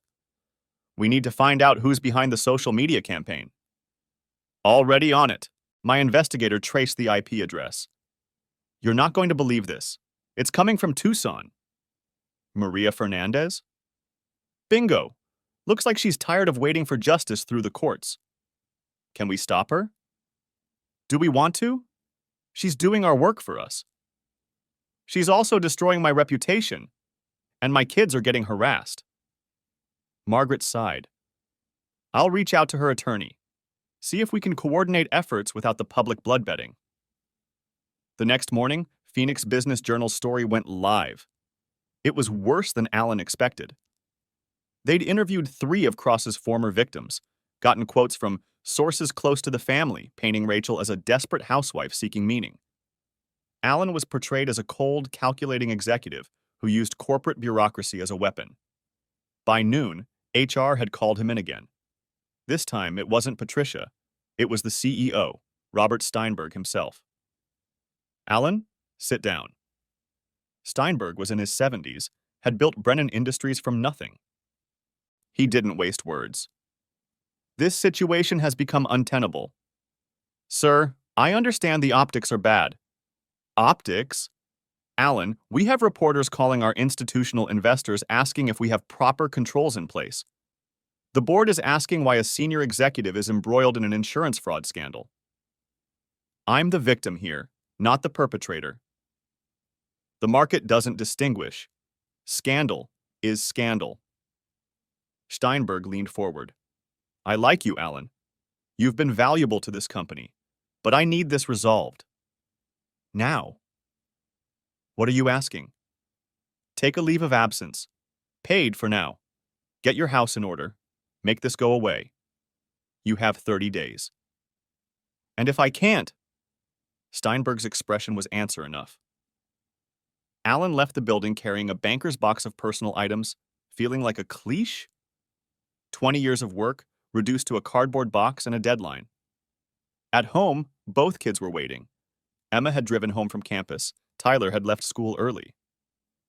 We saw the news, Emma said. This is crazy. You're not even involved in fraud. Mom is. The truth doesn't matter once the media gets involved, Alan said tiredly. Perception becomes reality. So what do? We end this. Fast. Alan called Margaret. Set up a meeting. Rachel, Chavez, Cross, everyone. We're going to settle this before I lose everything. Alan, we have them on the ropes. No, they have me on the ropes. My job's on the line. My reputation's destroyed. My kids are being harassed. Set up the meeting. 2 days later, they convened in a conference room at the Scottsdale Marriott, neutral ground. Alan and Margaret on one side, Rachel, Chavez, and Cross on the other. A mediator at the head of the table. Rachel looked exhausted, designer clothes rumpled, makeup unable to hide the stress lines. Cross sat beside her, but the body language was different, distance where there had been intimacy. The scandal was taking its toll on their relationship, too. Let's start with what everyone wants, the mediator began. Mr. Mitchell? Original beneficiary designation restored. Full accounting of marital assets, including the $15,000 given to Mr. Cross. Equitable divorce settlement. And Mr. Cross exits our lives permanently. Mrs. Mitchell? Rachel's voice was hoarse. The harassment stops. The social media attacks, the reporters, all of it. 50-50 split of assets. Shared custody of Tyler. And Alan drops any claims against Jonathan. Those aren't my social media attacks, Alan said. That's Maria Fernandez, one of Mr. Cross's other victims. Cross flinched at the word victims. Then make her stop, Rachel demanded. I can't control someone seeking justice for being defrauded. Allegedly defrauded, Chavez corrected. Margaret pulled out her phone, showed them the account. 7 women have now come forward with similar stories. Mr. Cross convinced them to give him money during vulnerable periods. The pattern is undeniable. Those women pursued me, Cross said, speaking for the first time. His voice had lost its calm authority. I provided legitimate counseling services. Save it, Alan interrupted. We all know what you are. The question is whether Rachel wants to go down with you. Rachel turned to Cross, and Alan saw something shift in her expression. Doubt, maybe. Or just exhaustion. Jonathan, maybe we should... Should what? Cross's mask slipped. Abandon everything we've built? Let them win? What have we built? Rachel's voice cracked. My children won't speak to me. My reputation is destroyed. I'm a punchline. The desperate housewife who fell for a con man. I'm not a con man. Then why are 7 women saying you are? The room went quiet. Alan watched his wife, still his wife technically, finally see what everyone else had seen months ago. Cross stood abruptly. I don't need this. Rachel, when you're ready to stand in your truth instead of cowering before societal judgment, call me. He left. Just walked out, leaving Rachel staring after him. Chavez cleared his throat. Perhaps we should take a brief recess. No, Rachel said quietly. No more delays, no more games. She looked at Alan directly for the first time. You win. This isn't about winning, isn't it? You've destroyed everything. My relationship, my reputation, my connection to my children. You've won completely. You destroyed those things yourself. I just exposed the truth. The truth? She laughed bitterly. The truth is, I was lonely. The truth is, I felt invisible in my own life. The truth is, Jonathan made me feel alive again, and I was so desperate for that feeling that I ignored every red flag. Rachel, Chavez warned. No, let me finish. You want the beneficiary designation restored? Done. You want the $15,000 back? I'll pay it from my share of the assets. You want an equitable settlement? Fine. But I want something too. What? I want you to admit your part in this. 20 years of being treated like a business partner instead of a wife. 20 years of spreadsheets and projections while I disappeared a little more each day. Jonathan might be a con man, but he saw me. When's the last time you really saw me, Alan? The question hung in the air. Alan thought about their last anniversary. Dinner at their usual restaurant, conversation about the kids' schools, home by 9 to review quarterly reports. When had they stopped being lovers and become logistics coordinators? You're right, he said finally. I stopped seeing you. I got comfortable with our routine, assumed that stability meant happiness. I'm sorry for that. Rachel's eyes filled with tears. Too little, too late. Yes, but maybe not too late for the kids. They need their mother. The real you, not whoever Jonathan convinced you to be. She nodded, wiping her eyes. Draw up the papers. I'll sign whatever you want. The mediator started outlining terms, but Alan barely listened. Across the table, Rachel looked smaller somehow, diminished. The vibrant woman who'd thrown herself into an affair with a younger man was gone, replaced by someone facing the wreckage of her choices. His phone buzzed. Text from Patricia Thornton. Board meeting tomorrow? Resolution? He typed back, yes, it's over. Or at least, this part was over. There would be paperwork, asset division, custody arrangements. Rachel would have to rebuild her relationship with their children. Alan would have to salvage his career and reputation. They'd both have to figure out who they were after 20 years of being a couple. But the immediate crisis was ending. The beneficiary designation would be restored. The fraud claim would be dropped. Jonathan Cross would slink away to find new victims in some other city, at some other retreat. Mr. Mitchell? The mediator was looking at him. Do you agree to these terms? Alan glanced at the paperwork. Everything he'd wanted was there. Beneficiary restoration, asset protection, even a clause preventing Rachel from any future claims against the company. What about Cross? He asked. What prevents him from doing this again? Chavez shrugged. That's not our concern. It should be someone's concern. Margaret touched his arm. We got what we came for. Let it go. But Alan thought about Patricia Lowe, Maria Fernandez, the 5 other women who'd come forward. All of them had let it go, and Cross had simply moved on to the next victim. I want one more thing, Alan said. A statement from Rachel acknowledging that Cross manipulated her into changing the beneficiary designation, something the other victims can use in their cases. Absolutely not, Chavez said. That exposes her to liability. Then no deal. Alan, Margaret whispered, don't blow this up now. But Rachel held up her hand. I'll do it. If it helps those other women, I'll make a statement. Rachel, I strongly advise against... I'm tired of protecting him, Michael. Tired of protecting myself. If my stupidity can prevent someone else from getting hurt, maybe something good comes from this mess. She looked at Alan. Write it up. I'll sign it. An hour later, they had a complete agreement. Rachel would restore the beneficiary designation, return the $15,000, accept a 50/50th asset split. In return, Alan would drop all fraud claims and work to minimize the public scandal. Rachel would provide a sworn statement about Cross's manipulation tactics. As they prepared to leave, Rachel approached him. For what it's worth, I'm sorry. About the slap, about the money, about all of it. I know. Do you think? She hesitated. Do you think the kids will ever forgive me? They love you. Give them time. She nodded, gathered her things. At the door, she turned back. Alan?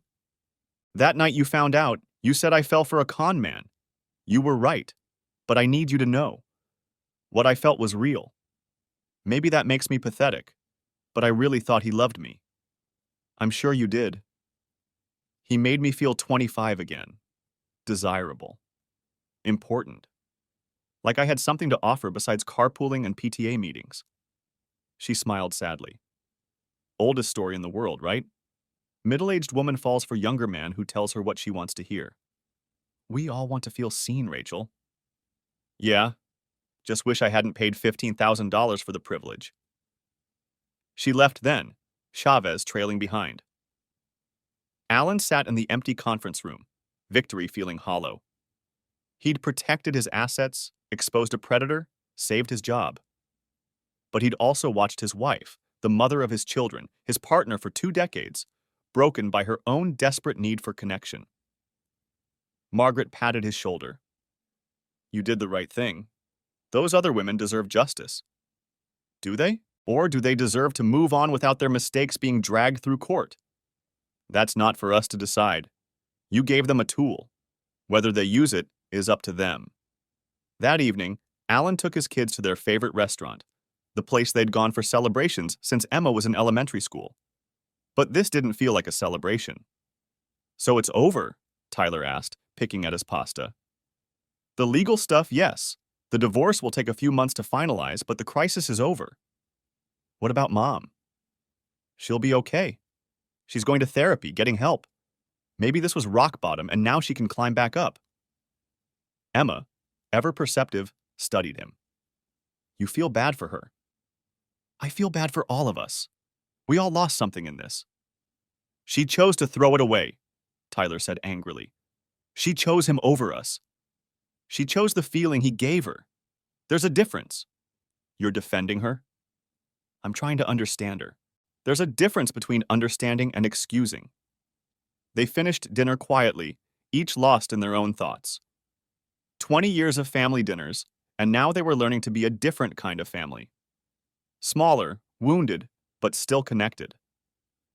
As they walked to the car, Alan's phone rang. Unknown number, but he recognized the area code. Tucson.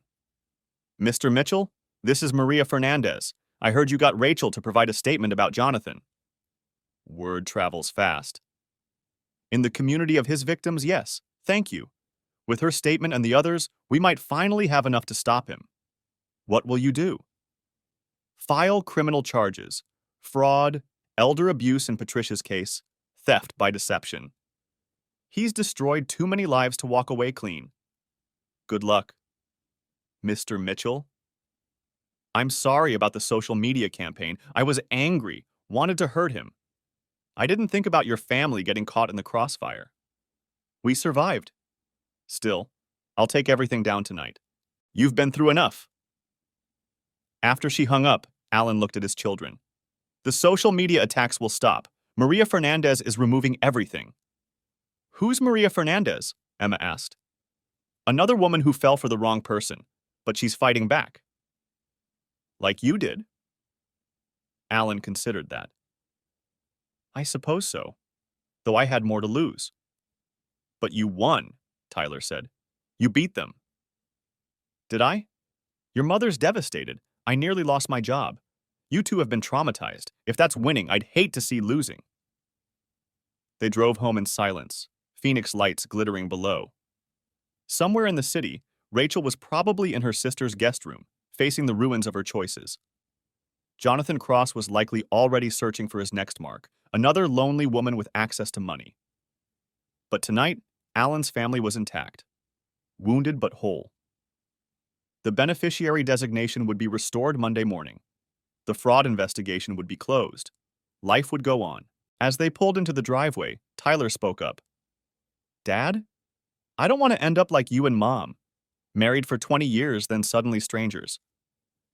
Then don't stop seeing the person you marry. Don't assume that comfort means happiness. Don't let routine replace romance. Is that what happened? Among other things, yes. Will you get married again? Alan turned off the engine, considered the question. I don't know. Right now, I just want to figure out who I am after 20 years of being half of a couple. Mom probably feels the same way. Probably. They went inside to their smaller, quieter family. Emma made popcorn, Tyler picked a movie, and they settled on the couch like they had 1,000 times before. But everything was different now. The empty space where Rachel should be, the knowledge of what had transpired, the awareness that families could shatter from the inside out. Still, they were together. That had to count for something. Alan's phone buzzed one last time. Text from Patricia Thornton. Heard about the settlement. See you Monday morning. Welcome back. He silenced the phone, focused on the movie. Tomorrow would bring paperwork and logistics, damage control and rebuilding. But tonight, he was just a father, sitting with his children, pretending things were normal while they all learned to navigate their new reality. The war was over. Now came the harder part, figuring out how to live with the peace. Chapter 8. The Aftermath. 6 months later, Alan stood in the empty house, realizing how much space 20 years of marriage actually filled. The divorce had been finalized a week ago, surprisingly smooth after the initial drama. Rachel had kept to the agreement, even providing additional statements for Maria Fernandez's criminal case against Jonathan Cross. Dad? Emma appeared in the doorway. The movers are here for Mom's stuff. He nodded. They'd agreed Rachel would take the bedroom furniture, half the art, her grandmother's china. Fair divisions of a shared life, boxed and labeled for separate futures. Tyler helped direct the movers, his relationship with Rachel still fragile, but improving. She'd been in therapy, attending Al-Anon meetings for people who'd been manipulated by narcissists.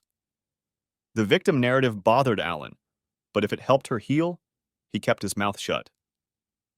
That's the last of it, the lead mover announced. Alan signed the paperwork, watched the truck pull away. Rachel was moving to a 2-bedroom condo in Tempe, closer to her sister but still accessible to the kids. A fresh start, she called it. His phone rang. Margaret Chen. You see the news about Cross? What now? Arrested in Santa Fe, same con, different wellness center. But this time, the woman's daughter was a cop. Recognized the pattern from Maria's social media campaign. So it wasn't all for nothing. No, your Rachel's statement was crucial. Showed a clear pattern of predatory behavior. He's looking at serious time. After they hung up, Alan felt empty. He'd wanted Cross punished, but the victory felt hollow. The man would go to prison, but the damage was done. Families destroyed, trust shattered, lives derailed. Dad? Emma touched his arm. You okay? Just thinking. About Mom. About all of it. How did we get here, Em? When did your mother become so unhappy that a con artist looked like salvation? Emma considered this. She'd grown up in the past months, forced to see her parents as flawed humans rather than stable constants. I think she was unhappy for a long time, but maybe you were too. You just showed it differently. What do you mean? Mom acted out, had an affair, made terrible choices. You buried yourself in work, in spreadsheets, in a being right. Different symptoms, same disease. When did you get so wise? Therapy. You should try it. He laughed. Maybe I will. That evening, Alan attended his first session with Dr. Sarah Winters, recommended by Patricia Thornton after his return to work. The office was nothing like he'd expected. No couch, no cliche, diplomas. Just 2 chairs and a woman who listened without judgment. Tell me why you're here, she said. My daughter thinks I need to figure out who I am after divorce. And what do you think? I think I need to understand how I became someone my wife could leave for a con artist. They talked for an hour. About the slow drift in his marriage, the way work became a refuge from intimacy, how being a provider had replaced being a partner. Dr. Winters asked uncomfortable questions, made him examine assumptions he'd held for decades. You mentioned being right a lot, she observed.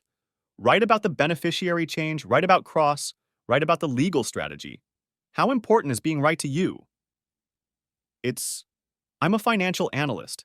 Being right keeps people's money safe. And in your personal life? He thought about it. Being right meant I didn't have to be vulnerable. Interesting. Tell me more. But their time was up. Alan scheduled another appointment, surprised to find himself looking forward to it. The weeks passed. Work returned to normal, the scandal forgotten in the wake of new corporate dramas. Tyler finished his senior year, accepted to ASU like his sister.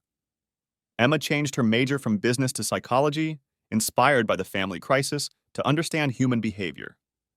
Rachel invited him for coffee on a Thursday afternoon. They met at a neutral Starbucks, both awkward in their new roles as co-parents rather than spouses. You look good, she said. He'd lost weight, started running again, bought clothes that weren't just functional. Thanks. You too. She did look better. Therapy and distance from Cross had restored some vitality. I wanted to thank you, she said, for the statement you made at Tyler's graduation, about being proud of both his parents. That meant a lot. I meant it. We both love our kids, even if we failed each other. She stirred her latte. I heard Jonathan got 15 years, with possibility of parole in 7. Do you think he loved me at all? Even a little? Alan considered lying, offering comfort, but they were past that. I think he loved what you represented. Access, admiration, financial security, but you specifically? No. She nodded. That's what my therapist says. I was just a mark. The feelings were real for me, but manufactured for him. I'm sorry. Are you? Or are you glad I got what I deserved? I'm genuinely sorry you were hurt. Nobody deserves to have their trust exploited like that. Not even a cheating wife? Not even that. They sat quietly, watching afternoon traffic pass. Two people who'd shared decades, now polite strangers. I'm seeing someone, Rachel said suddenly. Nothing serious. A teacher from my support group. Divorced, 2 kids. He understands the baggage. That's good. You deserve happiness. So do you. Are you dating? Not yet. Still figuring out who I am solo. The kids worry you'll be alone forever. Emma especially. I won't be, just need time. Rachel gathered her purse. Alan? I know I've said it before, but I'm truly sorry. For all of it. The affair, the money, the chaos. You didn't deserve that. We both made mistakes, Rachel. Yours were just more dramatic. Charitable of you to say? Not charity. Truth. I ignored you for years, treated our marriage like a business arrangement. That opened the door for someone like Cross. Don't excuse what I did. I'm not excusing. I'm acknowledging my part. She smiled sadly. Too bad we couldn't have had this honesty 20 years ago. 20 years ago, we weren't ready for it. They parted cordially, a handshake instead of the kisses that once marked their greetings. Alan watched her drive away, feeling peaceful. The anger had faded, replaced by understanding. They'd both been broken people trying to build something whole. When that failed, they'd broken in different directions. That evening, Tyler announced he was taking a gap year before college. I want to travel, he said over dinner. See things. Figure out who I am outside this family drama. That's quite a change from your 5-year plan, Alan noted. Plans change. I learned that this year. Emma supported her brother.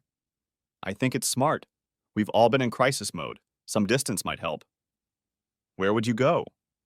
Europe, maybe. Stay in hostels, meet people, have adventures that don't involve lawyers or insurance fraud. Alan laughed. When you put it that way, it sounds perfect. Later, as Tyler researched travel routes, Emma joined Alan on the patio. You're different, she observed. Less rigid. Is that good or bad? Good, I think. You seem happier, or at least more at peace.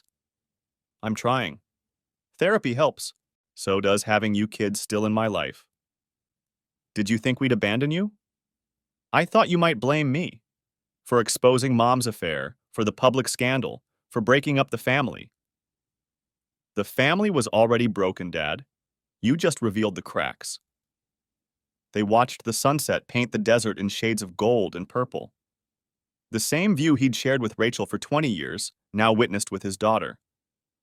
I'm proud of you, Emma said suddenly, for standing up to that creep, for protecting our future, for trying to understand Mom instead of just hating her.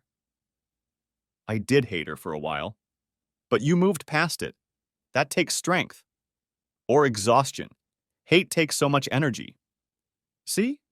Therapy is working. They laughed, comfortable in the evening quiet. Alan's phone buzzed, a text from Patricia Lowe. Wanted you to know, Maria won her case. Cross ordered to pay restitution to all victims. Your ex-wife's testimony was key. Thank you for fighting when others wouldn't. He showed Emma, who smiled. Something good came from the mess. Several things. You changed majors to something you're passionate about. Tyler's taking time to find himself. Your mom's getting real help. I'm learning to be a whole person instead of half a couple. And a predator is in prison. That too. Emma headed inside to study. Alan remained on the patio, considering the strange journey from that March afternoon when he discovered the beneficiary change. So much destruction from one decision, one moment of misplaced trust. But also reconstruction. Rachel rebuilding her life with hard-won wisdom. The kids emerging stronger and more self-aware.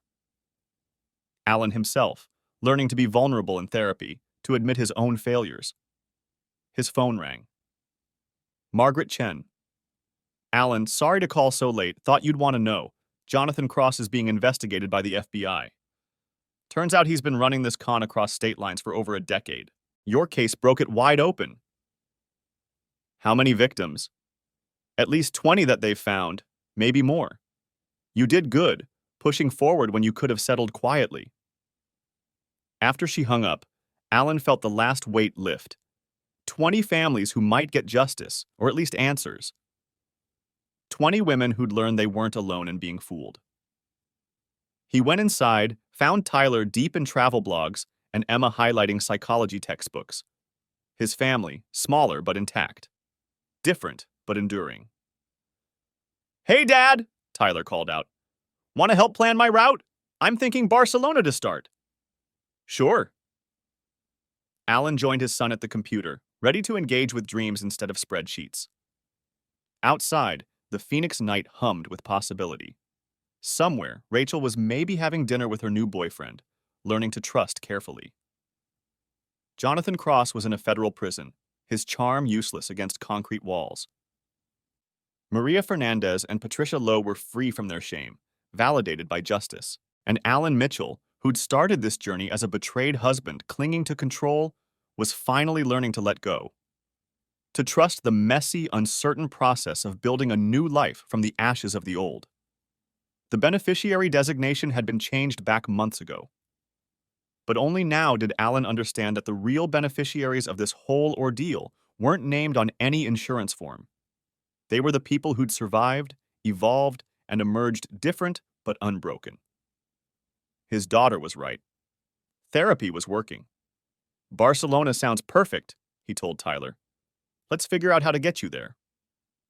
And together, they began planning for futures that, 6 months ago, none of them could have imagined. Epilogue. 2 years later. The text came while Alan was reviewing contracts in his new office. Same building, better view, a promotion that reflected his handling of the crisis that had almost ended his career. Dad, you need to see this. Emma. The link led to an Arizona Republic article. Wellness predator Jonathan Cross, Found dead in federal prison. Alan read quickly. Cross had been killed by another inmate, someone whose elderly mother had been one of his victims. Prison justice, swift and final. The article included a statement from Maria Fernandez. I take no joy in his death, but I'm grateful other women are now safe from his manipulations. He was still processing when his phone rang. Rachel. Did you see? She asked without preamble. Just now. How do you feel about it? A long pause. Relieved. Guilty for feeling relieved. Confused. The usual mess. Want to talk about it? Actually, yes, but not on the phone. Coffee? They met at their old Starbucks, creatures of habit despite everything. Rachel looked good. Therapy and her new relationship had brought stability. She was teaching now, using her psychology degree for the first time in 20 years. I should feel something, she said, staring at her latte. Sadness, anger, vindication. But I just feel empty. He was a significant part of your life, even if it was based on lies. That's just it. I'll never know what was real and what was performance. Did he ever actually feel anything, or was every moment calculated? Does it matter now? She considered this. My therapist says I need to stop trying to untangle his motivations and focus on my own growth. Smart therapist. Yeah. She smiled wryly. Remember when you were seeing Dr. Winters? Emma mentioned you were dating someone.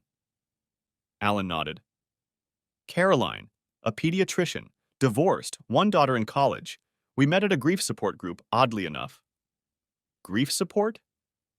I was grieving our marriage, the future I thought we'd have. Dr. Winters suggested it might help. Did it? Yes. Turns out lots of people grieve lost futures. They sat quietly, comfortable with shared history if not shared present. The kids seem good, Rachel observed. Tyler's emails from Prague are hilarious. He's finding himself, making mistakes, having adventures, being 20 in a way we never were. We were too busy being responsible. Maybe that was our first mistake. Rachel laughed.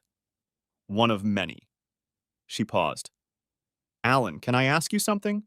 Do you ever wonder what would have happened if you hadn't found that beneficiary change?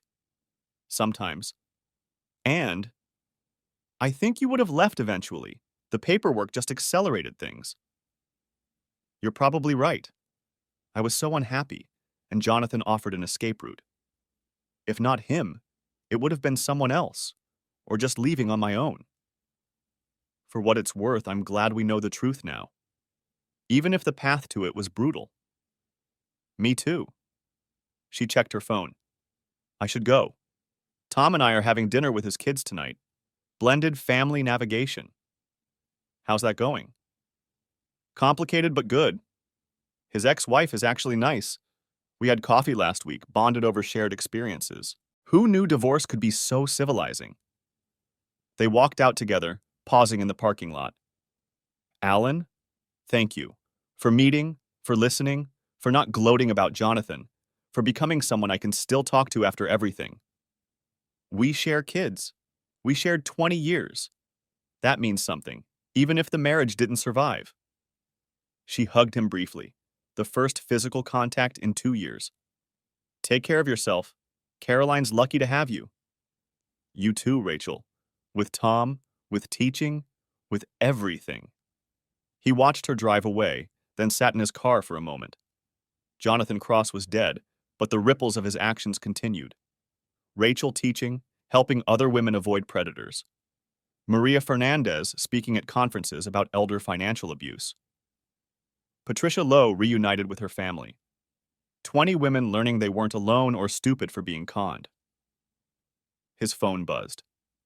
Caroline. Still on for dinner? My daughter's eager to meet the man who's making her mother smile again.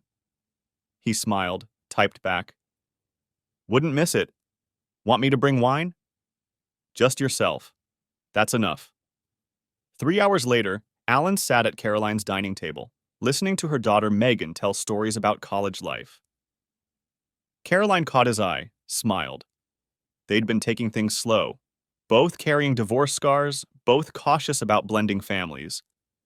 But it felt right in a way his marriage hadn't for years.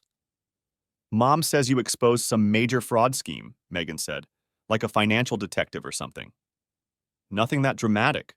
Just noticed something wrong and followed through. Still cool. Most people would have ignored it. Caroline reached over, squeezed his hand. Alan has a thing about protecting people. It's one of his better qualities. After dinner, while Megan loaded the dishwasher, Caroline and Alan sat on her deck overlooking Camelback Mountain. The ex-wife texted today, she said. She heard about Cross dying. Wanted to make sure you were okay. That's surprisingly thoughtful. Rachel seems like a good person who made bad choices. Kind of like my ex. Good hearts, poor judgment. Generous interpretation. Life's too short for grudges. Besides, they gave us our kids. That counts for something. Alan pulled her close. When did we become so philosophical? Somewhere between divorce papers and therapy sessions. They laughed, comfortable in their hard-won wisdom. Inside, Megan called out something about movie choices. Normal domestic life, rebuilt from ruins. You know what's funny? Caroline said. If someone had told me 3 years ago that my life would implode, that I'd end up divorced and starting over at 45, I'd have been terrified. And now? Now I'm grateful. The implosion led to rebuilding, and the rebuilding led to you. Same. Though I could have done without the fraud investigation and public humiliation. But would you have changed without it? Would any of us? Alan considered this. Without the crisis, he'd still be married to Rachel, still buried in spreadsheets, still avoiding intimacy through work. Tyler would be following his predetermined path instead of discovering himself in Europe. Emma would be studying business instead of pursuing her passion for psychology. Rachel would still be desperately unhappy, vulnerable to the next predator. No, he admitted. We needed the explosion to see what wasn't working. Then here's to necessary disasters. Caroline raised her wine glass. And to rebuilding afterward. They clinked glasses as Megan joined them on the deck, the three of them settling into easy conversation about movies and plans for the weekend. A new family forming carefully, built on lessons learned from the old. Alan's phone lit up with a text from Tyler. Dad, you'll never believe what happened in Vienna today. Followed by a story that indeed defied belief, but sparked joy. Another from Emma. Study group canceled. Want to grab dinner tomorrow? I need to pick your brain about investment strategies for my future practice. Life moving forward, shaped by the past but not defined by it. Jonathan Cross was gone, but his victims had transformed their pain into purpose. Rachel had found genuine connection after falling for false intimacy. The kids had discovered resilience they didn't know they possessed. And Alan had learned the hardest lesson of all. Sometimes, being right mattered less than being whole. The beneficiary designation had been the catalyst, but the real change had been internal. Learning to feel instead of just analyze, to connect instead of just provide. Earth to Alan, Caroline said, amused. Where'd you go? Just thinking about unexpected benefits, how the worst thing that ever happened to me led to the best things. The kids thriving. New perspectives? You. He kissed her temple. Mostly you. Smooth talker. Come on. Megan's picked a movie. Fair warning. She loves terrible rom-coms. Perfect. After the last 2 years, I could use some predictable happy endings. They went inside, settled onto the couch. Caroline nestled against him while Megan provided running commentary on the film's absurdities. Outside, the Phoenix night sparkled with promise. 2 years ago, Alan Mitchell had discovered a changed beneficiary form that unraveled his entire life. Tonight, he sat with new love and expanding family, grateful for the unraveling that had made room for something better. The movie played on, formulaic and sweet. But the real romance was in the rebuilding. 3 broken people choosing to trust again, to blend their lives despite the risks. Alan had protected his children's financial future, but they'd all discovered something worth more than any insurance payout: the courage to begin again. His phone buzzed one more time. Rachel, a simple message. Thank you for being kind today. Wishing you happiness. He showed Caroline, who smiled. Text her back. Life's too short for silent gratitude. So he did. Same to you. Thanks for the years that were good, and for letting go when they weren't. Be well. Then he silenced his phone, pulled Caroline closer, and settled in for whatever came next. The beneficiary designation had long since been corrected on paper. But the real beneficiaries of that long-ago betrayal sat around him now. A ex-wife finding her own path, children discovering their strength, a new love built on honest foundations, and Alan himself finally understanding that sometimes the greatest protection isn't about preserving what you have. It's about having the courage to let it burn and faith that something better will rise from the ashes. The movie reached its predictable conclusion, lovers reunited against all odds. Megan groaned at the cheesiness, while Caroline defended the genre's reliable comfort. Alan just smiled, at peace with his own story's unexpected ending. Or beginning, depending on how you looked at it. Either way, it was good. It was